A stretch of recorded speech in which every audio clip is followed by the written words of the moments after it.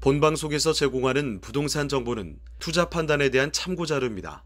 방송에서 제공하는 부동산 물건의 가치, 가격 상승 및 가격 하락에 대해서는 방송사에서 보장하지 않습니다. 본방송은 간접 광고가 포함되어 있으며 방송에서 나오는 부동산 정보는 출연자와 경제적 이해관계가 있을 수 있습니다. 투자에 유의하시길 바랍니다. 본방송의 제작진 및 출연진은 방송통신심의위원회 규정을 준수합니다. 자, 그럼 지금부터 바로 본 세션을 시작하도록 하겠습니다. 혼돈의 부동산 시장, 해법은 있다를 주제로 진행되는 오늘 포럼은 2개의 세션 그리고 4분의 강연으로 준비되어 있습니다. 첫 번째 세션에서는 건설 불안 터널을 지나는 위기 극복 방법을 찾아보고자 합니다. 2분의 연사를 모시고 강연을 청해드릴 예정인데요. 먼저 첫 번째 연사를 소개해 드리겠습니다. 이 세션의 첫 강연은 송인호 한국개발연구원 경제정보센터 소장께서 주택시장과 건설업 재무 건전성과의 관계를 주제로 강연해 주시겠습니다. 여러분, 송인호 소장님을 큰 박수로 맞이해 주시기 바랍니다. 네, 송인호 소장님은 국토교통부 토지이용규제심사위원이시며 KDI 경제전략연구부장, 국토교통부 주거정책심의위원을 역임하신 부동산 정책 전문가십니다. 네, 안녕하십니까. 지금 방금 소개받은 KDI의 송인호입니다. 오늘 제가 강연할 주제는 우리나라의 현재 주택시장을 진단하고 또한 건설업과의 재무 건전성과의 관계를 규명하는 데 있습니다. 먼저 서론으로 들어가겠습니다. 우리나라의 주택시장의 급등과 급락은 사실 이번만의 일회성 이슈가 아니고 여전히 10년이라는 큰 주기 안에 5년마다의 피크와 5년마다의 저점을 항상 반복해와는 과정을 이어왔습니다. 이번에는 주택가격 하락에 대한 그러한 시점에 사회적 이슈는 여러 가지로 나타납니다. 첫 번째는 역전세난, 그 다음 전세 사기, 그 다음 두 번째는 여기에 따른 공급 물량의 급감. 반대로 이것이 사이클이라고 한다면 주택가격의 급등 시점에는 오히려 전세난, 그리고 공급 물량의 급등, 그 다음에 벼락거지라는 용어로 자산 가격의 격차 확대, 급등이든 급락이든 항상 사회적으로 큰 문제를 야기해왔던 것은 분명한 사실입니다. 그럼 이러한 급등과 급락의 주요 원인, 그것은 무엇이라고 판단될까요? 저는 여러 가지 이유가 있고 거시경제적인 요인과 정책적인 요인이 있지만 첫 번째는 주택 공급 물량의 급등과 급감입니다. 공급 물량은 사실 주택 가격을 결정하는 가장 큰 주요한 원인 중에 하나입니다.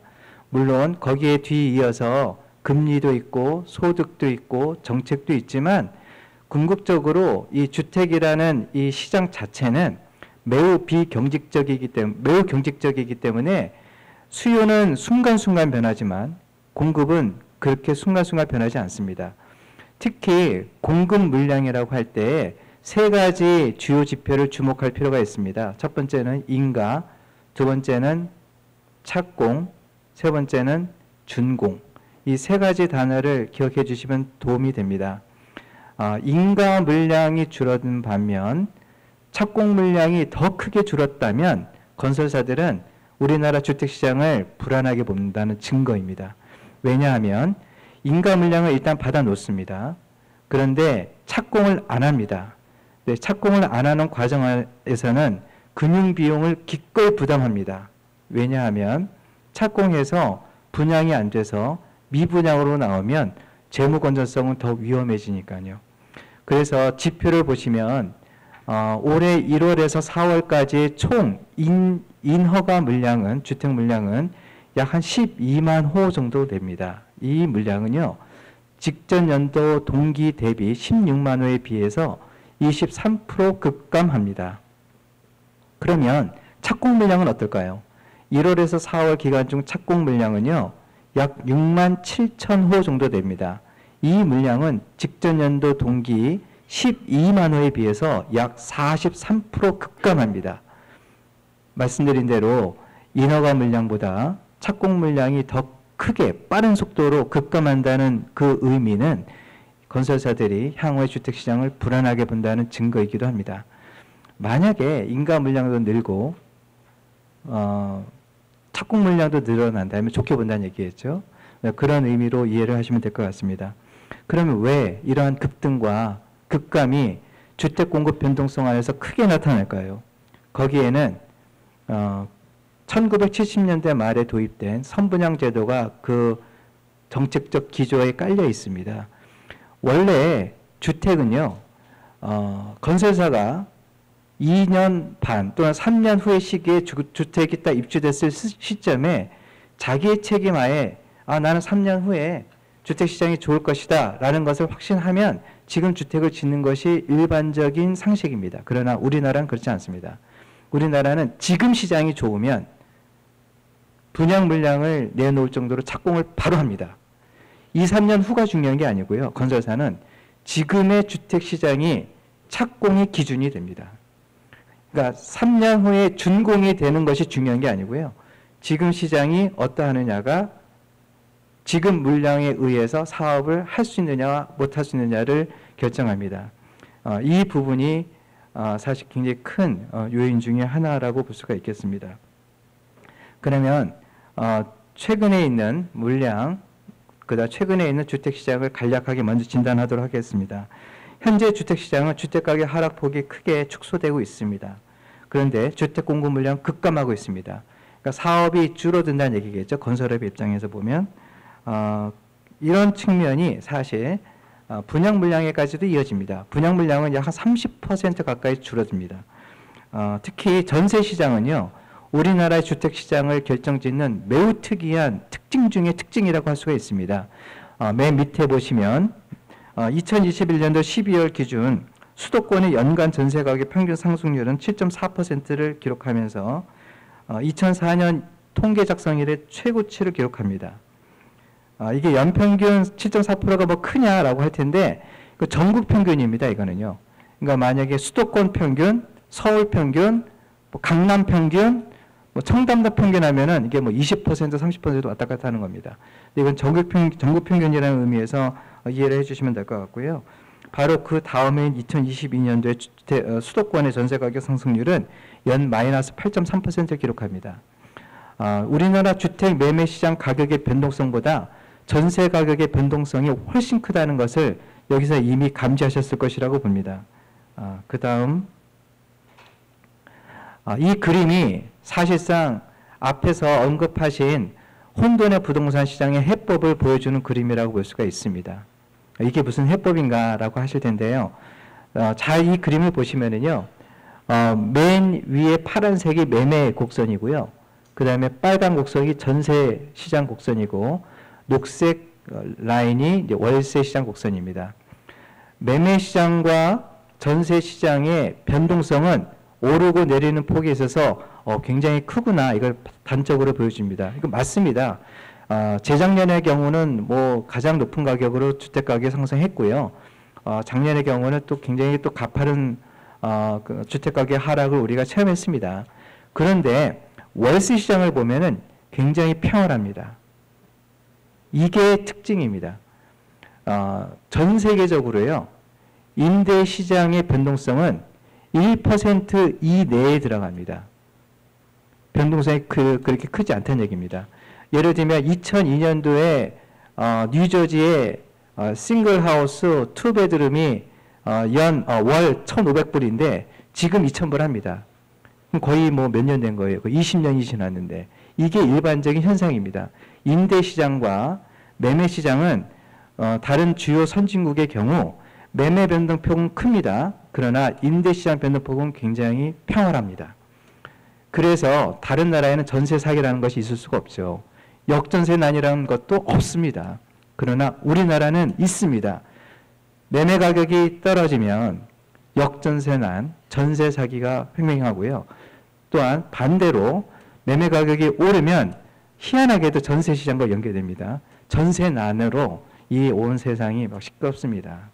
왜냐하면 매매 시장과 더불어서 전세 시장은 더 큰 변동폭으로 움직이기 때문에 그렇습니다. 그러나 우리나라에겐 월세 시장이 있습니다. 그런데 아쉽게도 우리나라의 전세 시장과 월세 시장은 세그먼트되어 있습니다. 전세 시장은 아파트, 월세 시장은 빌라, 단독주택.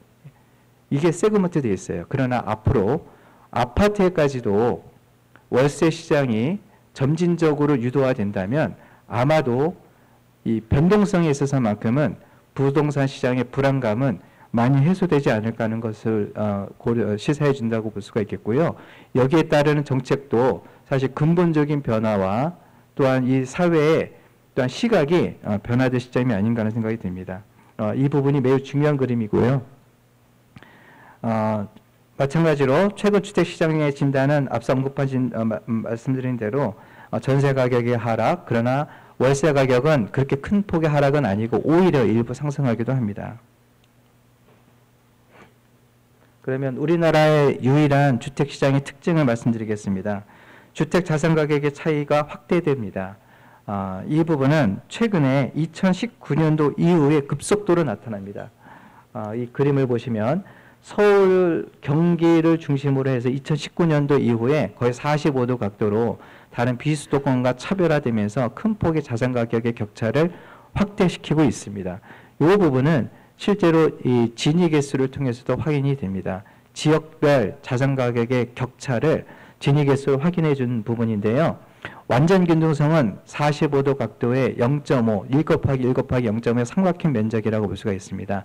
그런데 이 삼각형 면적이 작으면 작을수록 불균형과 불평등과 양극화가 심해졌다라고 볼 수가 있는데요. 이 면적이 줄어듭니다. 그러니까 완전 균등성이 45도 각도이고요. 2013년과 2020년을 비교해 보면 면적이 줄어들고 있습니다. 이 부분이 전반적으로 나타난 우리나라의 양극화 정도를 보여주고 있습니다.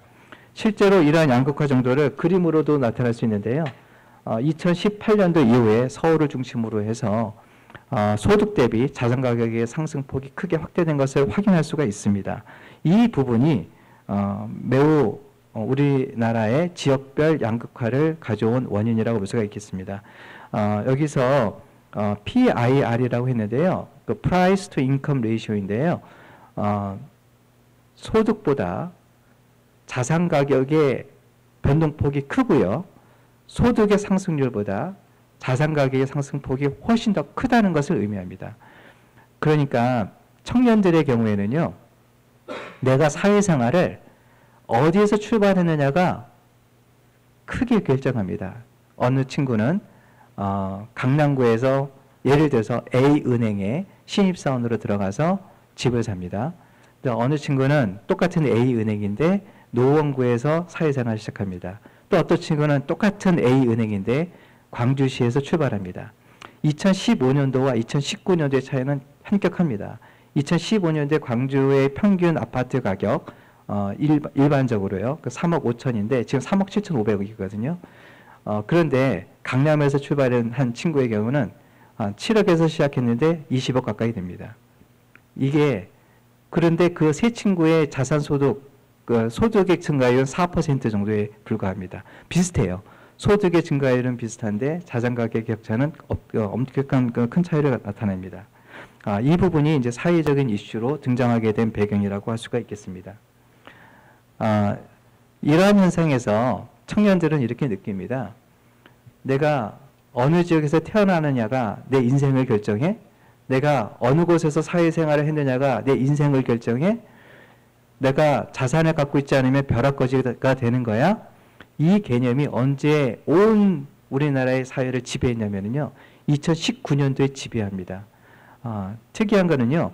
2019년도 이전만 해도 우리나라의 주택 매수 수요 주요 연령층은 40대와 50대였습니다.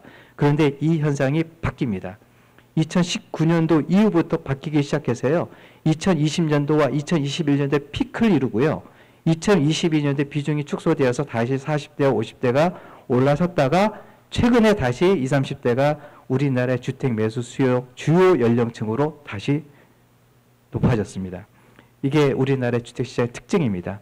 그러면 어떻게 이들이 주택을 구매할 수 있을 정도의 자금력을 확보할 수 있었을까? 거기에는 전세가 있습니다. 그러니까 전세라는 제도가 우리나라의 다른 나라에선 볼 수 없는 특이한 것이라고 말씀드렸는데요. 전세라는 것을 적극적으로 활용한 거고요. 거기에 과거에는 좋은 말을 합니다. 전세는 우리의 주거 상향을 위한 주거 사다리 역할을 했다. 좋은 표현을 하죠.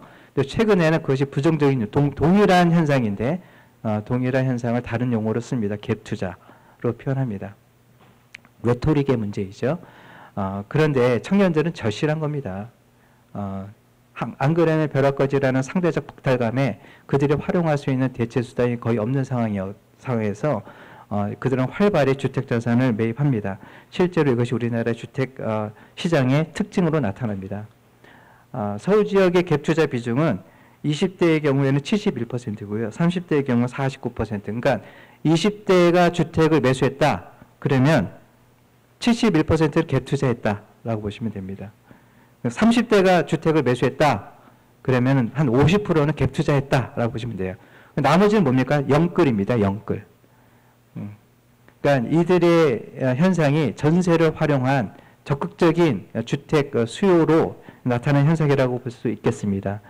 이 부분이 이제 우리나라만 독특하게 나타나고 있는 현상인데요.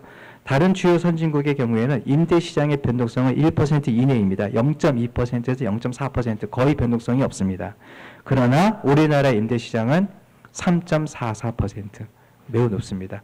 앞서 제가 그 해법이라고 보이는 그 그림을 보시면 월세 시장은 굉장히 평활한데 전세 시장이 매매 시장보다 훨씬 높고 낮게 이런 것을 볼 수가 있습니다. 이 부분을 이제 다시 한번 회계 분석을 해보면요. 전세 가격이 1% 상승했을 때 우리나라의 아파트 가격 상승률은요. 1.17% 상승합니다. 그러니까 우리나라의 주택 시장은 전세가 어떻게 움직이느냐에 따라 달려 있구나라고 보시면 될 것 같습니다. 물론 이 현상은 2017년 이후의 현상입니다. 2017년도 이전에는요. 사실 교차 현상이 발생합니다. 그때는 전세가 오를 때는 매매 가격이 떨어지고 이런 이제 교차 현상이 있었는데요. 2017년도 말 이후부터는요. 동조 현상이 강하게 나타나고 있고요. 동조 현상뿐만 아니라 누가 동인의 역할을 하느냐? 전세 시장이 동인의 역할을 합니다. 심지어 이 분양 시장도요. 전세 시장이 큰 역할을 합니다. 예를 들면 입주 물량이 쏟아지잖아요. 입주 물량의 대부분 100% 소유자들이 다 거주합니까? 100%가 아닙니다. 60%가 본인이 직접 들어가는 거고요.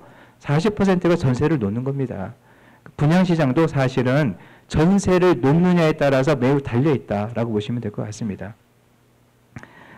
우리나라의 그 주택가격 상승률이 전세시장에 의해서 어느 정도 그 영향을 받고 있다라는 것을 이해해 주시면 우리나라 주택시장 이해하는 데 도움이 될 것 같습니다. 여기에는 아까 제일 처음 서두에 말씀드렸던 공급시장의 변동폭을 결정합니다. 우리나라의 공급 물량, 분양 물량은요, 현 시점에서 주택시장이 좋냐 나쁘냐가 결정한다 그랬잖아요. 이거는 다른 나라는 그렇지 않습니다. 다른 나라는 내가 건설사라고 하면 2, 3년 후에 주택시장이 어떠한가를 본인이 책임지고 직접 짓는 겁니다. 그러나 우리나라는 지금 주택시장이 어떠하느냐에 따라서 분양이 결정되기 때문에 어떻든 인허가는 많이 받아 놓습니다. 어떻든. 그리고 착공을 결정합니다. 금융비용은 기꺼이 지불하겠다고 합니다. 그러나 주택시장이 모든 걸 결정합니다. 심지어 준공급 미분양도 급감하는 현상은 언제 다 급감하냐면요. 2020년도, 2021년도에 우리나라 주택가격 굉장히 가파르게 올랐잖아요. 그때 웬만하면 다 해소됩니다. 그러니까 주택시장 메커니즘에 의해서 공급 물량이 결정되는 구조다라고 볼 수가 있을 것 같고요. 우리나라 매매 시장도 사실 10%면 사실 통계치의 최고치이고 마이너스 5%이면 통계치의 최저인데 공급 물량은요 60% 떨어지면 마이너스 40%, 오르면 40%, 떨어지면 마이너스 60%.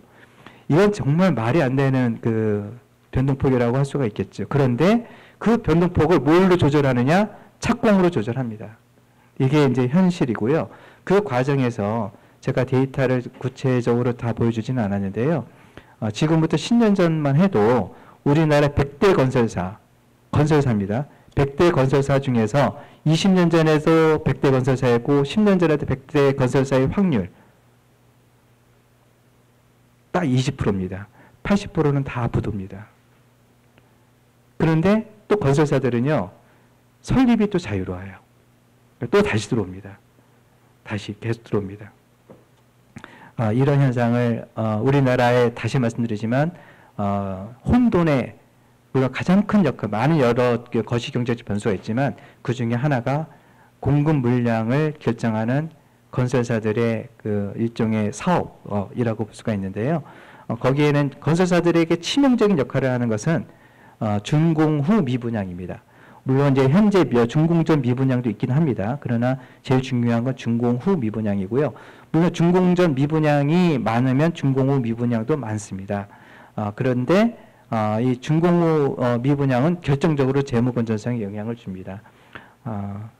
먼저 준공 및 입주 물량 기준으로 한 그 회계 분석을 해보았는데요. 준공 물량, 특히 입주 물량이 장기 평균으로부터 10% 증가할 경우 주택 매매 가격을 0.7% 하락합니다. 그러니까 지금 물량을 엄청나게 공급을 했다. 그러면 이제 당연히 뭐 주택 가격 하락을 하죠. 근데 이걸 알아요. 건설사들이 모르는 건 아니죠. 그러나 건설사의 비즈니스는 현재 캐시플로잖아요. 들어오는 현금이잖아요. 그 과정에서 그들이 이제 코오디네이션을 해야 됩니다. 코오디네이션이 될까요? 이게 이제 경제학적 용어입니다. 코오디네이션 페일리어가 발생하는 유일한 시장, 주택 공급 시장입니다. A 건설사, B 건설사, C 건설사가 있어요. 이 3개 건설사가 오늘 주택 시장이 굉장히 좋아요. 분양 시장도 당연히 뭐 몇 개월이면 결정 나니까 뭐 좋을 거라고 판단합니다. 그래서 자기가 가지고 있던 모든 인허가 물량에서 일부만을 착공하는 게 아니라 다 끌어놓습니다. 그런데 다 끌어놓으면 또 3년 후가 또 부족해져 가지고 또 준공 후 미분양이 생기니까 건설사가 위험해지니까 아니야, 요번에는 다 밀어내기는 안 해야 될 거야 라고 스스로 조절을 할 수 있는 능력이 있느냐가 중요한데 스스로 조절을 못합니다. 그러니까 A 건설사가 B 건설사에게 너희가 먼저 20% 급감하면, 감소시켜주면 인허가 물량대로 다 해. 하지만 다는 하지 말고 20%만 좀 줄이면서 해줘. 그럼 우리도 한 10% 정도 줄이면서 할게. 이렇게 협의가 불가능합니다. 그냥 다 합니다. 이게 이제 급등과 급락. 아까 말씀드렸지만 우리나라 인허가 물량 공급 기준으로 해서요. 연평균 마이너스 60%, 마이너스 40%. 아까 제가 처음 서두에 말씀드렸을 때 착공 물량은 전년 동기 대비해서 약 43% 급감. 이렇게 말씀드렸잖아요. 이게 그냥 자연스러운 현상이 되는 겁니다. 그러면 이러한 코디네이션 페일러의 그 근본적인 원인은 사실상 우리나라의 주택 공급에 관련된 기본 규칙과도 연관되어 있습니다. 앞서 이렇게 국회의원분들께서 오셨는데 항상 혼돈의 부동산 이런 관점에서 수요자 입장이라고 하셨는데 수요자는 사실 이 주택 시장은요 공급 시장이 결정적 요인이 매우 큽니다. 그러니까 그 부분에 대한 제도적 개선이 사실은 매우 중요하다고 볼 수가 있겠습니다. 이거는 준공 후 미분량이 건설사에 미치는 영향입니다. 이것도 매우 중요한 분석 중에 하나인데요. 3년 전 과거의 분양 물량이 지금 시점에 미분양 물량을 결정합니다. 그러니까 분양 물량을 어떻게 공급하느냐가 사실 스스로 시장에 의해서 자정될 수 있는 환경이 있음에도 불구하고 이거를 과연 하느냐의 부분은 사실 다른 차원이라고 볼 수가 있겠습니다. 그리고 영업이자 보상 배율인데요. 준공 후 미분양은 건설사의 재무 건전성을 크게 악화시키는 것을 데이터를 통해서 확인시켜 줍니다. 그리고 간략하게 이 상장 기업과 외관 기업과 전체 기업이 주택 공급이 증가할수록 실질적으로 재무 구조는 악화된다. 이거를 알려집니다. 그러니까 주택 공급은 많으냐 적으느냐의 문제가 아니라요. 사실은 우리나라의 문제는 급등과 급감. 이것이 문제입니다. 주택시장, 매매시장도요. 급등과 급락이 문제가 되는 거지 평활하게만 움직여주면 우리는 다 알아서 합리적인 선택을 합니다. 근데 다시 말씀드리지만 우리나라의 그 매매시장은 전세시장의 동인에 의하여 사실상 다른 나라에게서 찾아볼 수 없는 변동성을 가지고 있다라는 것을 확인해 줄 수가 있습니다. 결론을 말씀드리겠습니다. 우리나라의 주택시장의 특이성을 충분히 이해할 때 우리나라의 시장을 이해할 수가 있습니다. 그리고 건설사의 경우도 이제는 자정될 수 있는 코오디네이션 페일러가 아니라 자정할 수 있는 스스로의 시장 안에서의 적응력을 키울 수 있도록 내가 인허가 물량을 많이 받아놓을 수 있는 유인은요, 자기 돈으로 돈을 다 짓는다면 그렇게 못합니다. 자기 돈으로 안 해도 청약, 예금, 중도금, 잔금으로 얼마든지 비용이 들어오니까 인허가 물량을 많이 확보해 놓는 겁니다.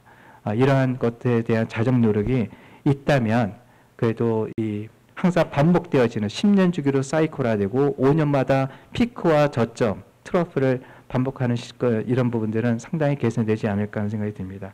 네, 이상입니다. 네, 송인호 소장님의 강연 잘 들었습니다. 감사합니다.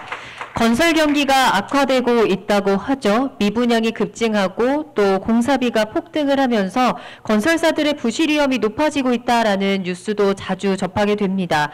이러한 건설사들의 부실은 결국에는 또 금융 리스크로까지 이어지는 만큼 근본적인 문제 해결도 필요할 것 같은데요. 그에 대한 구조적인 원인을 이해할 수 있는 시간이었습니다. 다시 한번 감사의 말씀을 전해드립니다.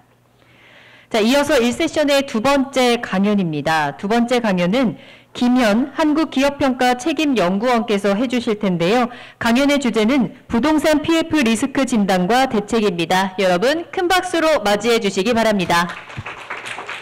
김현 책임연구원께서는 동양종합금융증권 리서치센터에서 기업 분석을 했으며 현재 한국기업평가에서 건설업을 평가하고 있는 애널리스트이십니다. 네, 안녕하십니까. 한국기업평가에서 건설업 신용평가 담당하고 있는 김현입니다. 먼저 바쁘신 와중에도 이렇게 참석해 주시고 이 자리 만들어 주셔서 감사를 드립니다. 오늘 제가 말씀드릴 발표 주제는 부동산 PF 리스크 진단과 대책입니다. 지난 2022년 9월 말 이후에 건설업 PF에 대한 시장의 관심이 정말 높아졌습니다. 강원도의 지급보증 불이행이 보여준 것은 그 신용위험의 발생이 얼마나 빠른 시간 안에 시장을 혼란에 빠뜨릴 수 있는지였습니다. 통상 국가에 준한다고 인정되는 지방자치단체의 신용도가 스크래치가 나는 순간 이러한 위험이 일반 기업 회사채뿐만 아니라 부동산 PF로까지 번졌습니다. 특히 금리 인상이나 주택경기 저하 같은 거시경제의 부정적인 시그널이 나타나면서 그 전부터 계속해서 PF 차원에 좀 어려움이 있던 찰나에 이런 이벤트 리스크가 발생함으로써 그 차원 위험을 급속히 좀 가속화시키는 결과를 낳았다고 볼 수 있겠습니다. 22년 12월 초를 기점으로 해서 CP 91일물 금리는 하락 전환을 했지만 여전히 과거 대비해서는 높은 수준입니다. 건설업과 PF는 사실 뗄래야 뗄 수 없는 관계입니다. 특히 PF와 관련해서 건설업은 좀 뼈아픈 기억을 가지고 있는데요. 2008년 글로벌 금융위기 이후에 건설사들의 신용보강이 실제 재무 리스크로 나타난 경험이 있기 때문입니다. 우측 차트에 정리된 것처럼 국내 부동산 경기 악화로 인해서 사업비 조달에 어려움이 생긴 시행사들이 다수 도산했고 이로 인해서 신용보강의 여파가 시공사까지 미쳤습니다. 이때 당시에 벽산건설이나 극동건설 같은 당시 시공능력 평가액 순위 40위권의 중견건설사들 다수가 도산을 하기도 했습니다. 이후에 시공사에 의존하던 신용공여 리스크를 사업 참여자들이 좀 분담하는 PF 구조가 도입되기 시작했습니다. 정부는 2013년 종합금융투자사업자를 도입해서 기업 신용공여 업무 그리고 신규 자금 조달 수단 허용, 신용공여 확대 같은 다양한 인센티브를 부과했고 금융기관들 역시 전통적인 브로커리지 수익이 감소하던 찰나에 좀 수수료율이 높은 부동산 PF에 좀 집중을 하기 시작했습니다. 결국에는 건설사의 위험관리 그리고 정부의 제도적 지원, 금융기관의 수익 추구가 맞물리면서 위험을 분담하는 구조로 변화했다고 보시면 되겠습니다. 사실 이런 제도적 변화의 영향도 있지만 지난 몇 년간은 주택 경기가 워낙 좋았기 때문에 PF 리스크에 대한 우려가 현저히 낮아진 상태였습니다. 100%에 가까운 우수한 분양률로 PF 상환 재원인 분양대금 회수에 문제가 전혀 없었기 때문입니다. 그렇지만 22년 하반기부터 미분양이 증가하는 등 분양 환경이 지금 악화되고 있고 전반적인 경기 침체로 인해서 PF 차환에도 좀 차질이 발생하고 있습니다. 이제는 PF 유발 채무 리스크가 현실화될 것이냐가 사실 건설사를 모니터링하는 가장 중요한 요인 중에 하나가 되어버렸습니다. 이 PF 우발 채무 같은 경우에는 각 사별로 공시를 어떻게 하는지도 조금씩 다르고, 그리고 워낙에 딜의 형태가 프로젝트마다 다양하기 때문에 사실 그 PF와 관련한 리스크는 건설사를 보는 데 있어서 여전히 좀 많은 공백으로 남아있기도 합니다. 특히 제도적 변화로 인해서 연대보증 같은 전통적인 신용보강은 감소했을지 모르지만 자금보충이나 책임준공 같은 변형된 신용보강이 계속해서 늘어나고 있기 때문입니다. 건설사가 제공하는 신용보강 리스크가 확대되는 이 시점에서 저희는 프로젝트별로 그 사업성이나 PF 우발 채무 전반의 리스크가 어느 정도인지를 알아보는 게 시급하다고 생각했고, 이를 위해서 사업 단계나 지역 같은 기본적인 기준들 몇 가지를 정해서 건설업 PF의 리스크 수준에 대해서 좀 살펴봤습니다. 본격적인 내용에 들어가기에 앞서서 한 가지 전제를 말씀드리자면, 저희는 모니터링 대상 PF 우발 채무의 범위를 기존의 연대보증과 채무인수로 국한을 했다면 앞으로는 자금보충까지 다 합쳐서 보고 있습니다. 좌측 차트를 보시면 지난 2018년 말과 23년 3월 말 기준 연대보증과 자금보충 규모를 기재해 놨는데요. 연대보증은 과거와 유사한 수준을 나타내는 반면에 자금보충은 그 규모가 확연히 증가한 것을 알 수 있습니다. 왜 그럴까를 생각해보면 시공사 입장에서는 전체 PF 채무에 대한 그 상환 의무를 진다는 연대보증보다는 상대적으로 부족 자금에 대한 보충의 역할을 한다는 것에 있어서 자금 보충을 더 선호하실 수도 있고요. 그리고 점차 이제 공시 의무 사항에서도 좀 자금 보충에 주목을 하고 있지만 과거에는 공시 의무 사항에서 연대보증만큼 자금 보충이 그렇게 중요한 이슈는 아니었습니다. 그렇기 때문에 이쪽을 더 선호하신 게 아닌가라는 판단이 됩니다. 그렇지만 우측 표에서 보시듯이 자금 보충도 건설사가 제공하는 신용보강 규모가 PF 대출 원리금 전체로 설정이 되고 미이행 시 채무인수 조건을 대부분 다 달고 나가기 때문에 그 실질적인 성격이 연대보증 및 채무인수와 다르다고 보기는 어렵습니다. 그래서 저희는 모니터링 우발 채무 대상에 연대보증 채무인수뿐 아니라 자금 보충도 포함해서 보고 있습니다. 다음은 신용보강 리스크 측정의 기준에 대해 살펴보겠습니다. 부동산 PF와 관련한 가장 기본적인 재원은 수분양자가 지불하는 분양대금입니다. 그렇기 때문에 이 신용보강 리스크를 축소한다는 의미는 곧 개별 프로젝트의 분양률을 어떻게 제고시키느냐와 동일한 의미입니다. 분양률 리스크를 판단하는 기준에 있어서 저희는 사업 유형, 그리고 사업 지역, 건축물의 용도, 사업 단계, 만기 구조 이렇게 5가지의 기준을 설정했습니다. 먼저 사업 유형입니다. 주택사업 유형에 따라서 PF 신용보강에 따른 건설사 익스포저가 달라지는데 통상적으로는 도급사업 대비 재개발, 재건축으로 일컬어지는 정비사업의 리스크가 낮다고 보고 있습니다. 도급사업은 가장 일반적인 주택사업의 형태로 시행사가 사업 주체로서 총 사업비를 조달하고 건설사는 도급계약을 맺은 대로 시공의 의무만을 하게 됩니다. 그렇지만 왼쪽 차트에서 보시는 것처럼 시행사들은 대부분 자기 자본이 좀 과소하거나 신용도가 낮은 경우가 많기 때문에 원활한 사업 진행을 위해서 건설사가 시행사의 사업비를 대여하기도 하고 혹은 시행사가 빌리는 돈에 대해서 연대보증 같은 신용보강을 제공하기도 합니다. 이렇게 된다면 건설사의 익스포저는 사실상 건설사 스스로가 토지를 사서 사업을 진행하는 자체 사업과 거의 유사한 수준으로 확대되게 됩니다.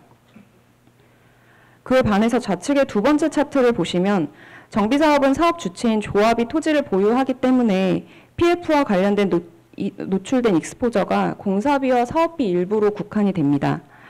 또한 조합원 분담금이 유입되고 있기 때문에 분양 위험도 일반 도급사업 대비해서는 낮다고 볼 수 있습니다.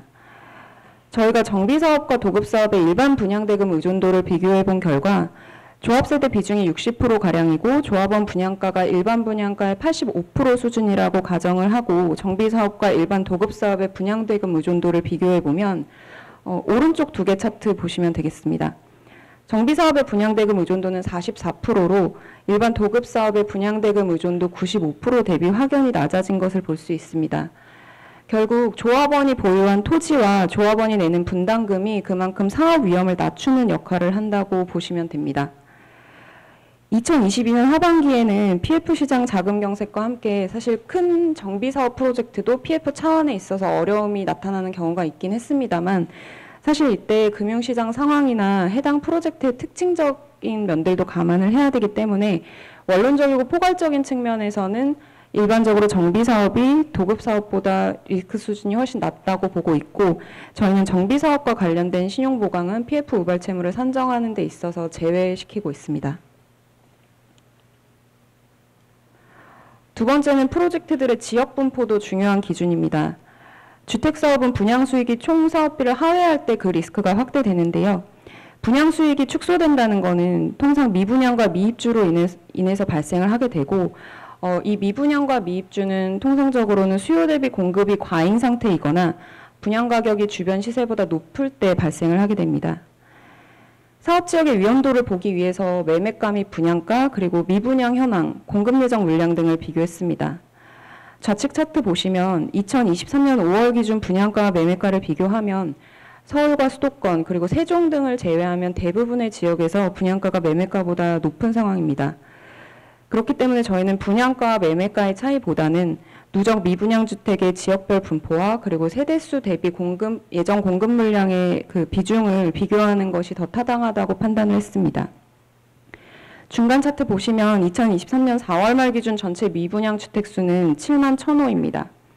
22년 하반기부터 급격한 상승세를 보였지만 23년 1월에 7만 5,000호를 고점으로 해서 점차 하락세를 지속하고 있습니다. 그렇기 때문에 현재의 미분양 주택 수는 절대적 수준에서 공급 과잉이라고 보기는 어렵습니다. 오른쪽 차트에서 보시면 2023년 4월 말 기준으로 미분양 주택 수가 많은 지역은 대구, 충남, 그리고 경북, 경기 지역입니다. 수요가 높은 편인 경기 지역을 제외한 대구, 충남, 경북 지역을 저희는 미분양 위험 지역으로 선정을 했고요. 충남에서는 천안, 아산, 홍성, 그리고 경북에서는 경주, 포항 등의 미분양 주택 수가 높게 나타나고 있습니다. 2022년 말 기준 세대수 대비해서 22년과 23년에 공급되는 분양 물량 비중을 비교해보면 인천과 대전, 울산, 충북 지역의 공급이 세대수 대비 높게 나타날 걸로 예상이 됩니다. 그렇기 때문에 저희는 이 모든 것들을 종합해서 경북, 대구, 대전, 그리고 울산, 인천, 충남, 충북 지역을 향후 미분양 증가세가 높게 나타날 수 있는 위험 지역으로 선정했습니다. 다음의 리스크 측정 기준은 건축물의 용도입니다. 통상적으로 주택사업 대비 비주택사업의 사업 위험을 높은 수준으로 판단하고 있습니다. 국내 주택 같은 경우에는 일반적으로 선분양 방식을 통해서 자금을 확보하고 분할 매각이 용이하다는 특징이 있습니다. 그렇지만 지식산업센터나 물류센터, 호텔 같은 비주택 사업들은 분양까지 상대적으로 장기간이 소요될 수 있고 프로젝트에 따라서는 후분양이나 준공후 매각의 형태를 띠기도 합니다. 공사대금과 분양대금 간의 자금 매칭이 용이하지가 않고 준공후의 매각 예정 자산에 대해서 미분양이나 미매각 리스크가 발생하게 되면 해당 자산 가치가 급격히 저하하기 때문에 PF 상환 리스크가 확대될 수 있습니다. 왼쪽 차트에서 보시는 것처럼 조건이 동일한 사업을 선분양과 후분양으로 진행했을 때 현금 흐름을 보면 선분양제 하에서는 시공사의 PF 우발채무 수준이 토지 매입비와 초기 사업비, 공사비 일부 정도로 한정이 됩니다. 나머지는 분양대금을 통해서 충당을 하면 되기 때문입니다. 그렇지만 후분양제 하에서는 토지비, 사업비, 공사비에 더해서 해당 PF에 대한 금융비용까지 모두 다 합쳐서 자금 조달을 해야 되기 때문에 시공사가 신용보강을 제공하는 우발채무의 규모가 훨씬 커지고 그리고 그 경감되는 시기도 사업 후기까지 연장되는 것을 알 수 있습니다. 신용보강을 제공한 프로젝트의 착공 여부 역시 리스크를 측정하는 기준이 됩니다. 미착공 사업 같은 경우에는 토지 확보나 인허가 같은 사업 전 단계에서 인허가나 명도 지연, 그리고 금융비용 상승과 같은 사업성 저하로 인해서 사업이 지연될 가능성이 있습니다. 특히 지금처럼 경기 불확실성이 확대되면서 예정 사업지들의 수익성이 저하되는 경우에는 본 PF 전환의 차질을 빚으면서 착공 자체가 불투명해질 수 있기 때문에 착공 여부 또한 개별 프로젝트의 사업성이나 리스크 수준에 중요한 영향을 미치게 됩니다. 마지막으로 다섯 번째 리스크 측정 기준은 PF론과 유동화증권의 만기 구조입니다. 개발사업 착공 이후의 본 PF는 공사기간이나 입주 일정 등을 고려해서 통상적으로 3년에서 5년 내에 만기 구조를 설정하는 것이 일반적입니다. 또한 유동화증권을 통한 조달 구조에서는 분양률과 분양대금 납입 일정에 따른 사업 현금 흐름에 대응을 해서 조달 시기나 조달 규모 그리고 상환 시기를 설계하는 것이 원칙입니다. 그렇지만 장단기 금리차나 유동화증권의 투자 수요 등에 의해서 통상적으로는 유동화증권의 만기가 3개월에서 6개월 수준으로 설정되어 있는 경우가 많았습니다. 따라서 사업현금 흐름과 매칭이 되지 않는 만기도래 PF의 경우에는 만기를 연장하거나 혹은 다른 투자자를 찾아서 차환을 해야 되는데 이런 게 원활하지 않을 때 유동성 위기에 직면하게 됩니다. 원활한 차환을 위해서는 두 가지의 전제 조건이 필요하다고 보면 되겠습니다. 첫 번째는 시공사의 신용도이고 두 번째는 양호한 금융환경입니다. 시공사의 악재가 발생하거나 금리 상승이나 투자심리 위축과 같은 금융환경의 급격한 변화는 차환에 대한 불확실성을 높이는 요인으로 작용합니다. 저희가 2022년에 이 두 가지에 따른 위험이 발생하는 것을 전부 목격할 수 있었는데요. 첫 번째는 2022년 1월에 HDC 현대산업개발이 광주 화정 붕괴 사고가 일어난 이후에 해당 회사의 유동화증권 차환 우려가 급격히 확대된 적이 있었습니다. 그리고 두 번째 예는 2022년 하반기 레고랜드 사태 이후에 단기자금 시장의 경색을 들 수 있겠습니다.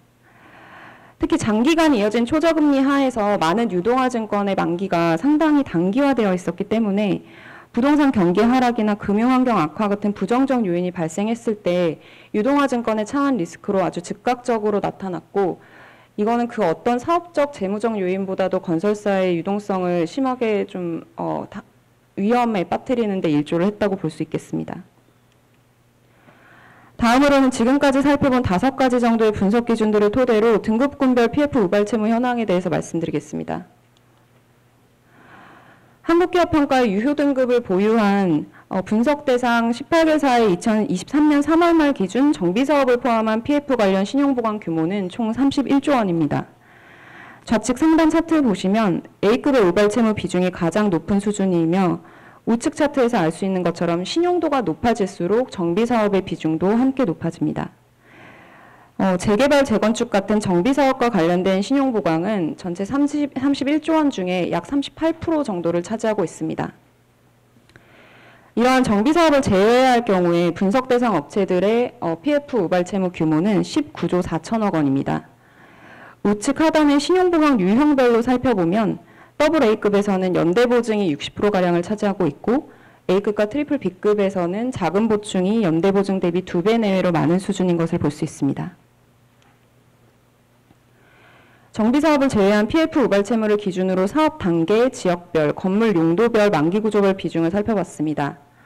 먼저 사업 단계에서 특징적인 점은 신용도가 높을수록 미착공 사업의 비중이 높다는 점입니다. 저희는 이것을 신규 수주의 수주 능력 차이에서 기인하는 게 아닐까라고 유추를 하고 있습니다. 상대적으로 브랜드 인지도나 시공 능력이 우수하다고 평가받는 우수한 신용 등급군일수록 최근까지도 활발하게 신규 수주를 진행해 왔었고요. 중형사로 갈수록 신규 수주가 감소하거나 혹은 그 상승폭이 좀 둔화되는 모습을 나타냈습니다. 이러한 차이가 PF 우발채무 프로젝트에서 미착공 사업 비중의 차이로 이어진 게 아닐까라고 판단하고 있습니다. 지역별로는 브랜드 인지도가 우수한 AA급의 경우에 부동산 경기가 가장 양호한 서울을 중심으로 사업을 전개하고 신용도가 낮아질수록 서울 및 수도권을 제외한 지역 비중이 높아지고 있습니다. 건물 용도별로는 전 등급군에서 주택의 절대적인 비중이 높게 나타났는데요. 최근 몇 년 동안 워낙 주택 경기가 좋았기 때문에 건설사 사업 포트폴리오가 주택에 상당히 집중된 결과라고 볼 수 있습니다. 다만 AA급 업체들 같은 경우에는 최근에 서울을 중심으로 해서 호텔이나 마트 부지 등을 많이 매입하면서 신용공여를 제공했기 때문에 일반적 흐름과는 조금 다르게 나타난다고 보시면 되겠습니다. 만기 구조를 보시면 유동화증권 만기가 3개월 이내로 단기화된 프로젝트 비중이 A급에서 40.3%로 가장 높게 나타났습니다. 또한 A급에서 6개월 이내 만기 도래 프로젝트 중에 미착공 사업이 차지하는 비중은 약 80%입니다. 실제로 지난해 하반기 시장에서 PF 차환 리스크가 확대됐을 때 가장 우려가 컸던 업체들은 롯데건설이나 태영건설 같은 A급 업체들이 다수를 이뤘습니다. 그 이유를 생각해 보면 트리플 B급, 그러니까 중형사로 갈수록 신용등급상의 한계가 있기 때문에 PF에 대해서 신용보강을 제공하는 데 좀 일정 수준의 허들이 존재하게 됩니다. 시장에서 그 신용도를 읽어주지 않는다고 생각하시면 되고요. 그리고 AA급은 상대적으로 자기 자본이 좀 많이 있는 우수한 프로젝트에 참여를 하고 있기 때문에 신용보강을 제공할 필요성이 그렇게 크지 않을 수 있습니다. 그렇지만 A급 회사들 같은 경우에는 상대적으로 우량한 신용 등급을 보유하고 있고, 그리고 사업 확대나 등급 제고 등을 위해서 이런 것들을 활용해서 상당히 공격적인 수주 성향을 보이지 않았나 생각이 됩니다. PF 우발 채무 현황 중에서 또 하나 특징적인 점은 앞서 말씀드렸던 미분양이 발생할 수 있는 위험이 높은 지역들의 비중이 신용도에 따라서 매우 뚜렷하게 그 비중 차이를 나타냈다는 점입니다. 신용도가 우수할수록 브랜드 인지도를 바탕으로 분양 경기가 양호한 서울과 경기 지역 사업 비중이 높았고, 기분양한 물량들의 분양 성과도 상당히 우수했습니다. 트리플 B급으로 갈수록 미분양 위험 지역 비중이 높아지는 모습을 보이고 있습니다. 저희가 2023년 2월 말 기준으로 해서 저희가 유효 등급을 보유한 건설사들의 지금 진행 중인 사업 플러스 향후 23년, 24년에 착공 예정인 프로젝트들을 전수조사한 적이 있는데요. 그 결과를 아래 차트로 실었습니다. 아래 보시면은 향후 착공 예정인 사업들을 포함한다 해도 등급군별로 분양 경기가 양호한 서울 경기 지역 비중과 위험 지역 비중의 차이가 크게 나타나는 것을 볼 수 있습니다. 결국에는 건설사가 영위하는 사업의 지역적 분포가 신용도별로 차별화되고 있고, 이런 지역 분포의 차별화는 분양 수익의 격차로 이어지고 결국에는 그게 PF 상환 능력의 결정 요인이 된다고도 볼 수 있겠습니다. 한국기업평가는 건설사들 PF 우발 채무와 관련해서 2022년 9월 중순에 첫 리포트를 릴리즈했었고, 그동안 이제 기회가 될 때마다 우발 채무 현황을 업데이트해왔습니다. 시기별로 PF 우발 채무 현황을 비교해보면 22년 6월 말과 12월 말은 그 규모나 만기 구조 분포의 차이에 있어서 큰 차이점을 나타내진 않습니다. 그렇지만 23년 3월 말 기준으로 PF 우발 채무 현황을 업데이트했을 때 그 신용도에 따라서 PF 우발 채무 규모와 그 방향성이 조금씩 상이하게 나타나는 것을 관찰할 수 있습니다. 재무구조가 우수한 AA 급 같은 경우에는 오히려 사업성이 우수한 프로젝트들을 중심으로 해서 신규 수주를 지속하면서 PF 우발 채무 규모가 증가하고 또 만기 구조도 과거보다 단기화된 모습입니다. 상대적으로 경기가 안 좋을 때 현금을 많이 가지고 좀 사업성이 좋은 프로젝트에 적극적으로 뛰어든 게 아닌가라는 생각이 듭니다. 그렇지만 A급의 우발 채무 규모는 소폭 감소했고 6개월 이내 만기가 도래하는 우발 채무 비중 역시 기존의 60%에서 50% 정도 수준으로 하락했습니다. 정부 정책에 힘입어서 유동화증권의 차환이 22년 하반기보다는 23년 들어서 훨씬 용이해졌고, 롯데건설과 메리츠증권 그리고 태영건설과 한국투자증권 같은 공동펀드 조성으로 우발 채무에서 가장 많은 비중을 차지했던 A급 업체들의 단기물들의 만기 구조가 장기화된 효과가 데이터로 조금씩 나타나고 있는 게 아닌가 싶습니다. 다음은 PF 리스크 관리 방안에 대해 말씀드리겠습니다. 레고랜드 사태 이후에 정부는 금융시장 안정화를 위한 50조 원 플러스 알파의 유동성 지원 조치를 발표했고, 뒤이어서 5대 금융지주가 95조 원 규모의 자금을 지원하기도 했습니다. 2023년 들어서도 부동산 PF 대주단 협약을 통한 사업장 정상화, 그리고 캠코의 사업장 정상화 지원펀드 가동과 같은 그런 정책적 노력을 지속하고 있습니다. 주택 경기나 금리, 기타 매크로 환경 등이 건설 경기에 그닥 긍정적이지 않기 때문에 이러한 정부의 안정화 정책이 부동산 PF의 신용위험 그 자체를 경감시키는 수준으로까지 작용하기는 좀 어려울 걸로 보고 있습니다.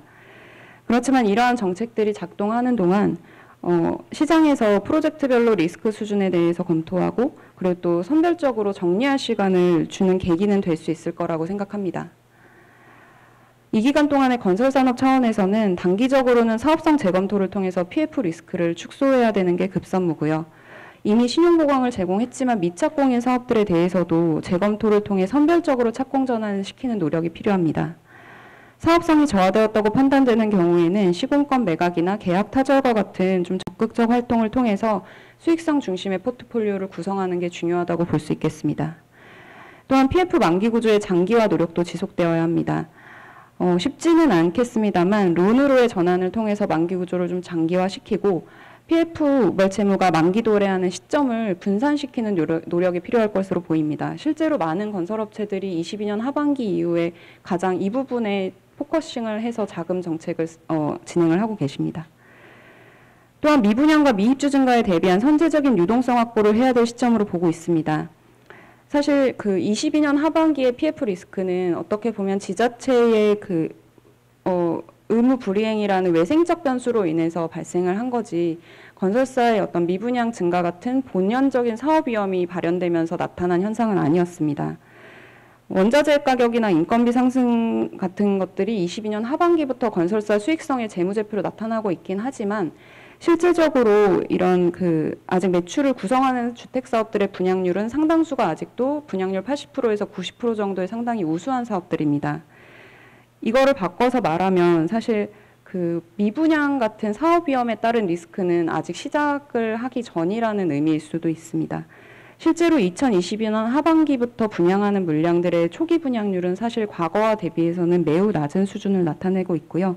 이런 영향은 2023년 하반기에서 2024년에 걸쳐서 좀 본격적으로 나타날 것으로 보입니다. 그렇기 때문에 각 업체별로 좀 여신한도 확대 같은 유동성 확보뿐만 아니라 자산 매각을 포함한 상당히 적극적인 수준의 유동성 대책을 세워야 할 시점입니다. 그리고 저희는 여기서 현 시점에서 PF 리스크에 대한 대응을 위해서 미분양 추이를 잘 살펴봐야 한다고 보고 있습니다. 미분양 증가로 인한 분양 수익 감소는 건설사 운전자본 부담에 부정적인 영향을 미치게 되고 결국 PF 우발 채무의 최전방에서 채무 인수를 담당해줘야 되는 건설사의 재무 안정성이 저하된다는 것은 PF 전반의 부실로 이어질 수 있기 때문입니다. 이러한 영향을 저희는 과거에도 목격을 했습니다.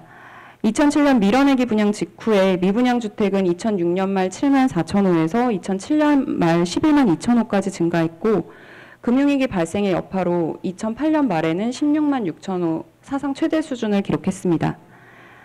좌측에 예로 든 A급 업체와 트리플 B급 업체의 당시 현금 흐름을 살펴보면 밀어내기 분양 이후인 2007년에서 2008년 그리고 해당 물량들의 입주 시점인 2010년에 현금 흐름이 마이너스를 나타냈습니다. 이 여파로 인해서 2008년에서 2009년에 걸쳐서 A급 하단 및 트리플 B급을 중심으로 신용등급의 하향 조정이 집중적으로 일어났습니다. PF 우발 채무와 관련된 단기자금 경색에 대한 우려는 23년 들어서 많이 경감된 모습이지만 미분양으로 대표되는 건설업 본연의 사업 위험은 작년 하반기부터 확대되고 있습니다. 주택경기 연착륙을 위한 규제 완화에도 불구하고 고금리가 지속되면서 2023년 4월 전국 아파트 거래량은 3만 5천 호로 화랑기에 7만 호 대비 절반 수준에 불과합니다. 미분양 주택 수가 최근에 보합세를 좀 나타내고 있습니다만 그렇다고 해도 10년 내 최대 규모로 증가를 한 상황이고 특히 악성 미분양으로 분류되는 중공업 미분양의 비중은 아직은 절대적인 규모나 비중이 낮긴 하지만 23년 들어서 규모나 비중이 지속적으로 좀 증가를 하고 있는 모습입니다. 사실 2023년에는 저희가 평가를 하는 건설사들도 그렇고 대부분의 건설사들이 최대한 분양을 좀 미뤄왔습니다. 그렇기 때문에 사업성 저하나 분양 경기 불확실성을 사유로 해서 착공 및 분양을 미룬 결과가 현재의 미분양 주택수로 나타난다고 볼 수도 있겠고요. 사실 이 해당 사업 개별 프로젝트에 시공사뿐만 아니라 대주단이나 시행사 여러 이해관계자들이 다 같이 얽혀 있는 문제이기 때문에 이 분양이나 착공을 미루는 게 언제까지 지속될 수 있을지에 대해서는 좀 의문입니다.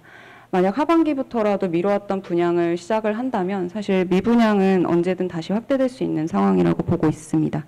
이런 미분양 증가가 건설업체들의 재무 구조에 어떠한 영향을 미치게 될지에 대해서 이제 좀 더 봐야 될 시점이라고 판단이 되고요.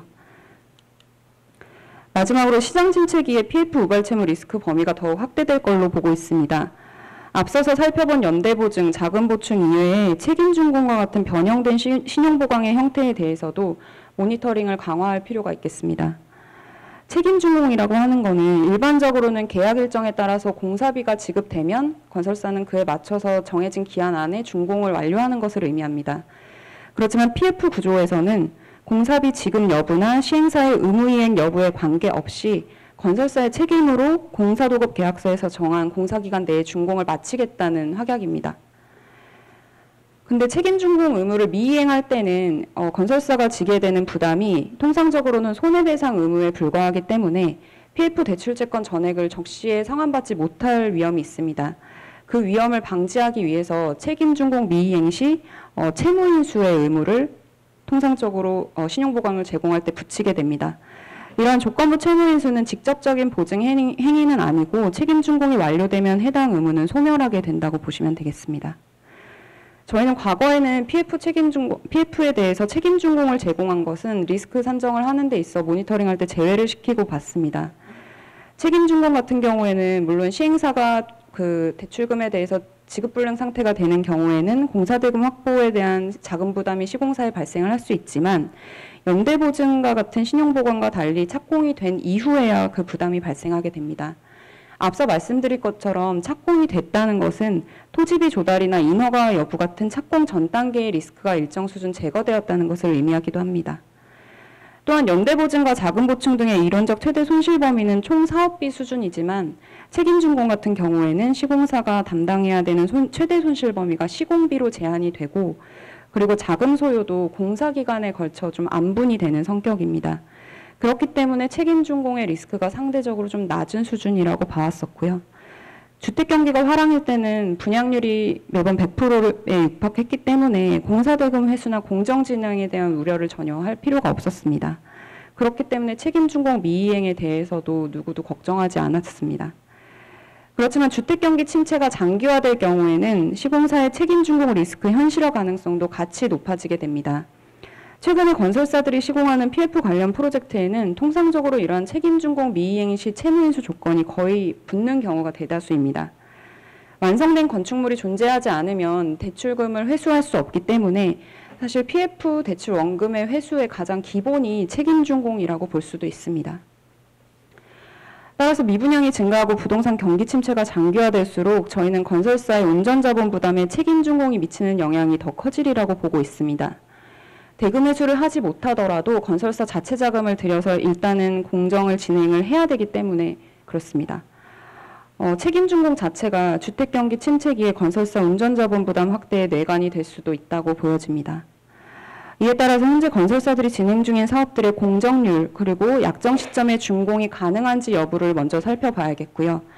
그 경우가 많지는 않지만 미착공 상태의 프로젝트에 대해서도 책임준공 미이행 시 채무인수 신용보강을 제공한 사례들이 있습니다. 그러한 프로젝트들은 해당 사업들의 착공 시점과 적절한 공사 기간이 확보되었는지를 체크해야 될 것입니다.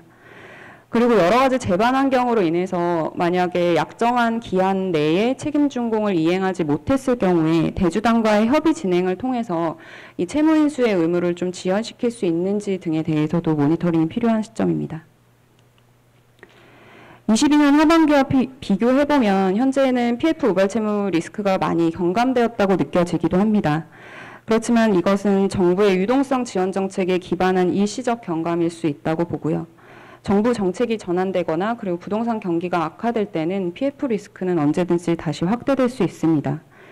그렇기 때문에 저희는 이제 PF 우발 채무의 규모 같은 그 리스크 자체에만 집중하는 것이 아니라 PF의 상환 재원이 되는 미분양 주의 그리고 건설사의 운전자본 부담까지 모니터링 범위를 확대해야 된다고 생각합니다. PF 우발 채무 리스크를 축소하기 위해서 건설사들은 선별적인 착공 전환을 해야만 되는 상황입니다. 건설사들에게 선별적 착공 전환은 단순히 약간의 손실을 감내하냐 마냐의 문제가 아니라 생존과 관련된 문제일 수도 있습니다. 올해 초에 대우건설이 울산의 사업장 시공권을 포기했을 때 시장에서 여러 가지 의견들이 오갔습니다만 이는 장기적으로는 더 큰 손실을 막기 위한 최선이었을 수도 있다고 저희는 보고 있습니다. 그렇기 때문에 건설사에 대한 책임론이나 실현 가능성이 높지 않은 무조건적인 할인 분양보다는 건설사와 시행사, 대주단 같은 이해관계자들의 조율을 기반으로 해서 기착공 사업 그리고 착공에 들어가게 될 건축물의 담보 가치를 완성시키는 일이 가장 중요하다고 생각합니다. 각자의 이익은 조금 줄어들 수 있겠지만 결국 완성된 담보물이 없다면 대금 회수의 가능성이 사라지기 때문에 이러한 협의들을 적극적으로 해나가는 것이 상당히 중요한 시점이겠습니다. 저희도 이러한 지점들을 잘 모니터링해서 건설업 재무구조와 신용도 변화 등과 관련해서 시장에 도움이 되는 의견 낼 수 있도록 하겠습니다. 감사합니다. 이번 세션은 불확실 시대 올바른 재테크 전략을 주제로 진행이 됩니다. 첫 번째 강연입니다. 변곡점 부동산 시장 하반기 이후 전망 및 부동산 유형별 대응 전략을 주제로 강연을 들어볼 텐데요. 이번 강연에는 이동현 하나은행 부동산 수석 전문위원을 모시고 강연을 청해 보겠습니다. 여러분 박수로 환영해 주시기 바랍니다. 이동현 전문위원께서는 하나은행 부동산 자문센터장을 역임하셨고 당국대학교 부동산건설대학원 외래교수와 현재 국토교통부 등 정부 공공기관의 정책자문을 하고 계십니다. 네, 다시 한번 인사드리겠습니다. 하나은행의 이동현입니다. 반갑습니다.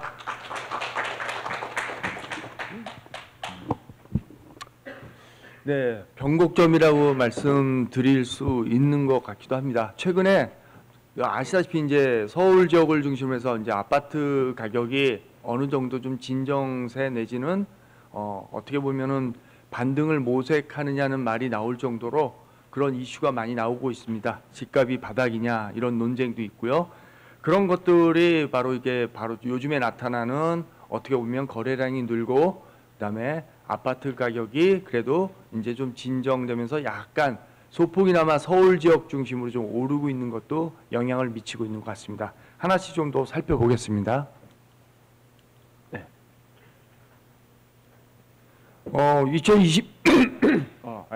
2022년도에는 다른 것보다도 이제 가장 중요한 게 최근에 그 우리 앞선에서도 우리 소장님도 말씀하셨듯이 우리나라의 주택 시장은 형식적으로는 10년이고 사실적으로 5년마다 지금 주기가 돌아옵니다. 이게 어떻게 묘하게도 다 이게 대선하고 연관되어 있고 정부 출범하고도 연관되어 있습니다. 그래서 앞선 정부하고 이상하게 묘하게도 그 반대적인 정책을 계속하고 있습니다. 근데 그 시기가 나타나는 건 사실상 후발적이기 때문에 결국은 올라갔을 때 그게 또 나타나고 떨어졌을 때 또 나타나는 그런 기현상도 나타나고 있습니다. 그렇지만 어찌 됐던 간에 정책적인 면이 시장에 가장 큰 영향을 미치는 변수 중에 하나인 건 분명한 것 같고요. 2022년도에는 다른 것보다도 시장이 그 직전까지 물가 2022년 1, 2월까지만 해도 시장은 여전히 뜨거웠습니다.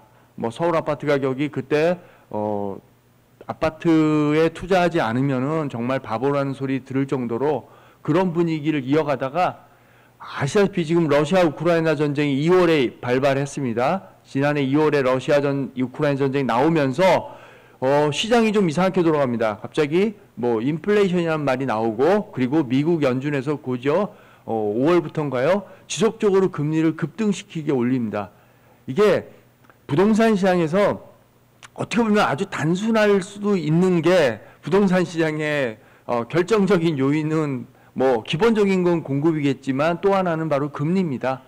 왜냐하면 부동산을 대한민국 대다수 분들이 부동산을 이제는 하나의 주거 내지는 의식주 중에 하나라고만 생각하지 않고 재테크의 영역으로 이미 넘어간 지가 오래됐기 때문에 금리를 무시할 수 없습니다.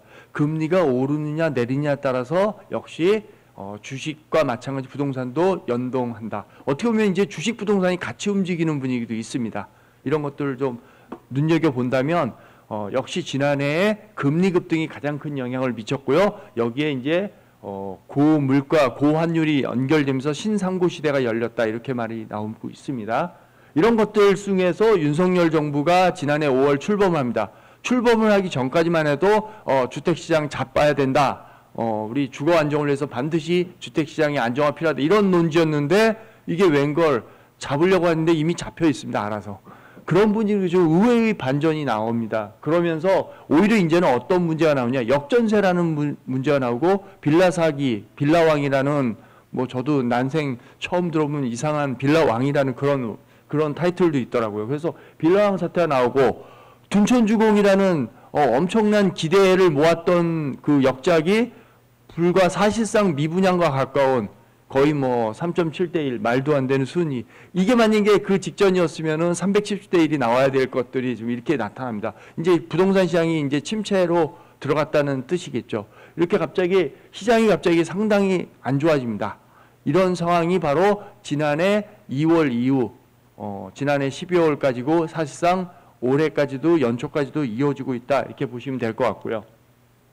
신상고 시대라는 게 바로 앞서 말씀드렸고요. 금리가 가장 큰 영향을 실질적으로 미치고 있습니다. 근데 그 가장 큰 차이는 기존하고 뭐가 차이냐? 기존에는 과도한 레버리지 투자가 많았다면 지금은 사실상 자기 자본 비율로 투자라는 게 크다. 그 대표적인 게 줍줍이라는 말이 그겁니다. 결국 현금 있는 부자들이 돈을 더 번다. 과거에는 현금이 있던 없던 레버리지를 통한다. 레버리지는 대출도 되고 갭 투자도 되고 전세 보증금 활용하는 것도 되고 이러한 것들이 가장 크게 최근에 바뀌고 있는 트렌드라고 볼 수 있겠고요. 최근에 이제 부동산 시장 동향 보면 월간 주택 가격 동향이라고 해서 한국 부동산원 옛날에 감정원이었는데 부동산원으로 바뀌었죠. 거기서 이제 발표한 가장 공신력 있는 곳이니까 발표한 자료를 보면은 내용은 이렇습니다. 요지는 간단합니다. 매매 가격, 전세 가격, 월세 가격 구분 없이 전반적으로 하락폭이 축소되고 있다. 이 말이 나옵니다. 그러니까는 하락이 완전히 멈춘 건 아닙니다. 근데 하락폭이 많이 축소됐다. 이 말은 뭐냐면 이제 어느 국지적으로는 지역적으로는 오르는 것도 있다.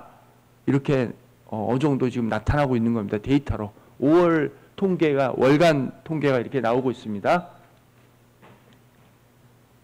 뭐 대부분 지금 현재 5월 달 보면 이제 빨간 곳이 전국 매매 지수 이제 저희가 세종이겠죠. 예, 세종시는 가장 많이 떨어졌다가 가장 많이 최근에는 지금 뜨겁게 오르는 반등하고 있죠. 오른다기보다도 많이 떨어진 것만큼 회복세가 지금 가장 빠릅니다. 그리고 전국적으로 뭐 앞선에서도 두 분들이 말씀해 주셨다시피 대구 지역 같은 경우 지금 상당히 심각하죠, 여전히. 매매 가격 같은 경우로 보면은 이게 월간 보다시피 서울이 가장 하락폭이 적다. 이게 서울이 지금은 그러니까는 어떻게 보면 반등 내지는 거기서 지지권이 되고 있는 겁니다. 지역적으로. 지방권은 여전히 가장 안 좋고요.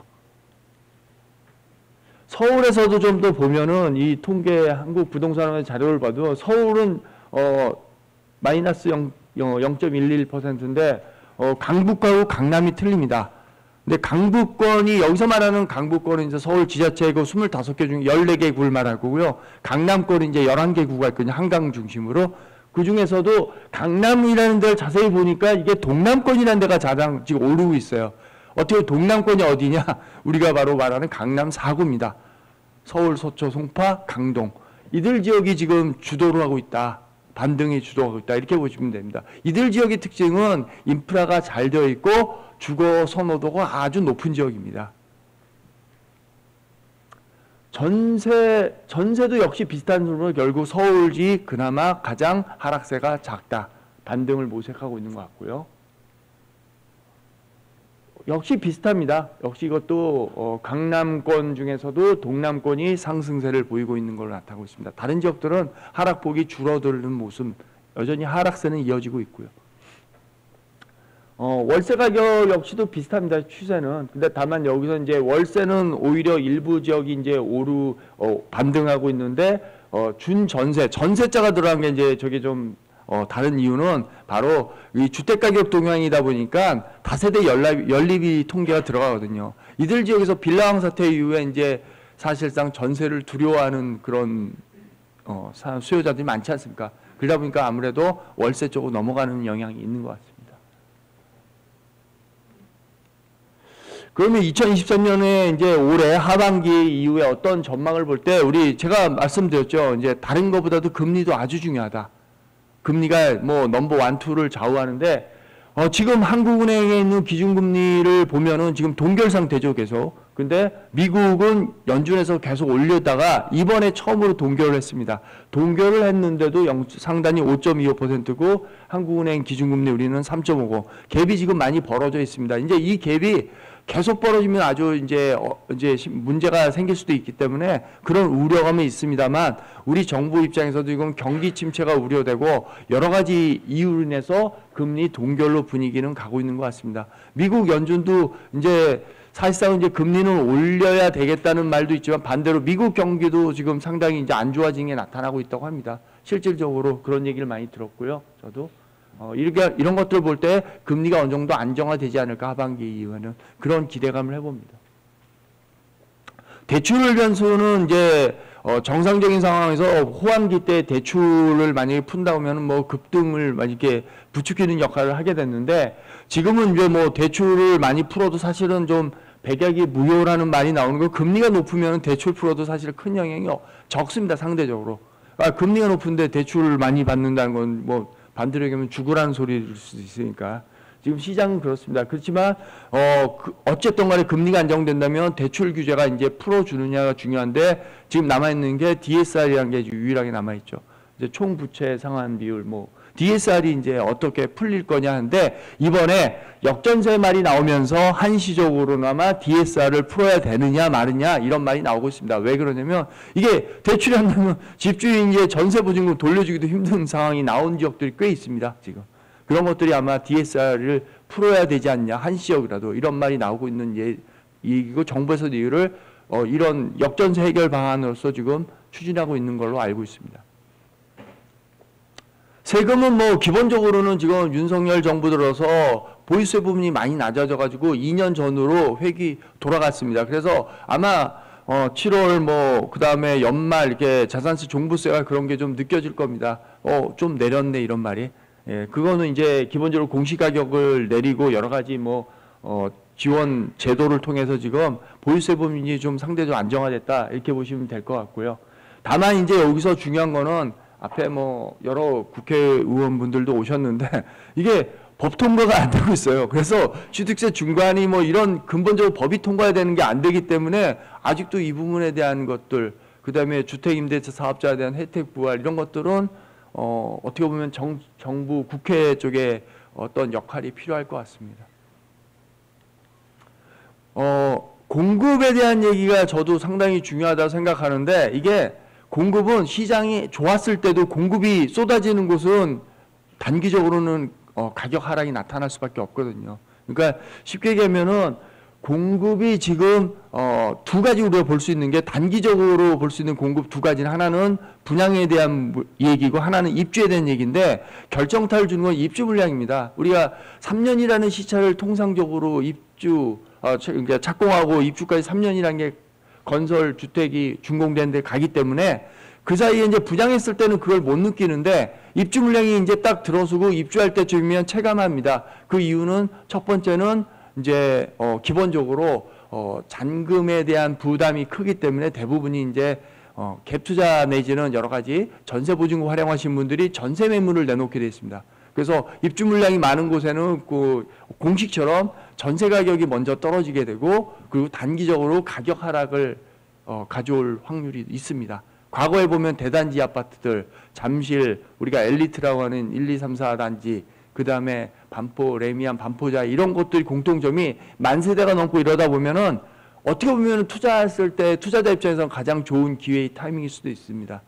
그때 한번 전세 가격이 많이 내려지고 급락하고 그 다음에 매매 가격이 연관돼서 급매물이 나오고 그러다가 이제 시장이 전세가 안정화되면 6개월, 1년 뒤에는 다시 원상 회복 내지 다시 반등하는 모양새를 계속 보여왔습니다.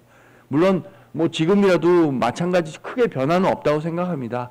근데 최근에 이제 입주 물량이 이제 상대적으로 서울 지역이 그래도 지방에 비하면은 많이 부족한다 내지는 그래도 공급이 과잉되지 않다는 말이 나오기 때문에 서울이 항상 보면은 반등의 그 선봉 내지는 앞서 쓰는 것 같습니다.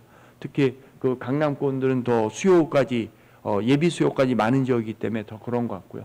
그래서 지금 현금 부자들 대출을 고금리 여파로 대출이 부담스러운 상황에서는 현금 부자들 그다음에 대출 규제 상황에서 상대적으로 자산을 많이 가지고 있는 현금 부자들이 줍줍이라는 말 많이 나오죠. 이런 것들은 어떻게 보면은 자산가들을 더 자산을 키울 수 있는 계기가 되고 이게 현실인 것도 사실입니다.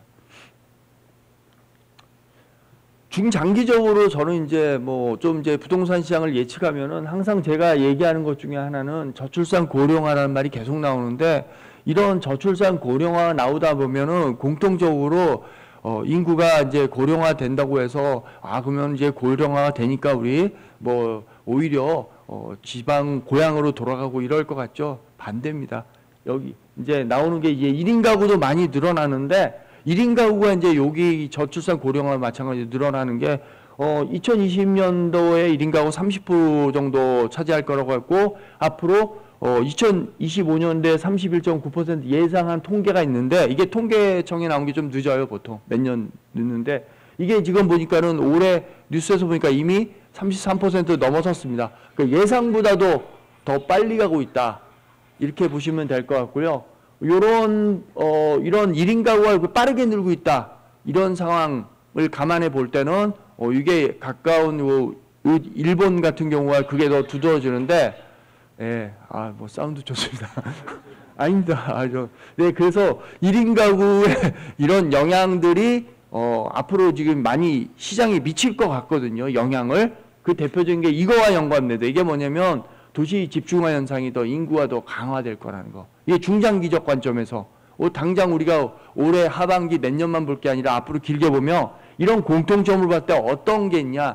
1인 가구의 도심 집중화가 더 심화되고 인구가 저출산 고령화 간다면은 이 뜻은 뭐냐면은 앞으로도 더욱더 안타깝지만 안타까운 건가요? 어쨌든 간에 서울 수도권 광역 대도시권 중심으로 인구가 유입이 더 늘어날 수밖에 없다. 이게 현실이고요. 그 다음에 또 하나는 1인 가구가 많이 늘어나기 때문에 뭐 사람들은 그럽니다. 저는 이제 기본적으로 생각하는데 1인 가구가 늘다면 우리가 과거같이 20년 전, 10년 전에 분양했을 때 아파트 분양 모델하우스 가면은 기본적으로 한 40평형 돼야 이게 보통. 그 다음에 50평도 있고 30평형 있으면 아우 이거 작다. 이런 작은 집이 어떻게 살아. 과거에 이랬거든요. 이제는 그런 게 말이 안 나오는 게 가보면 알겠지만 30평, 20평대 대세예요.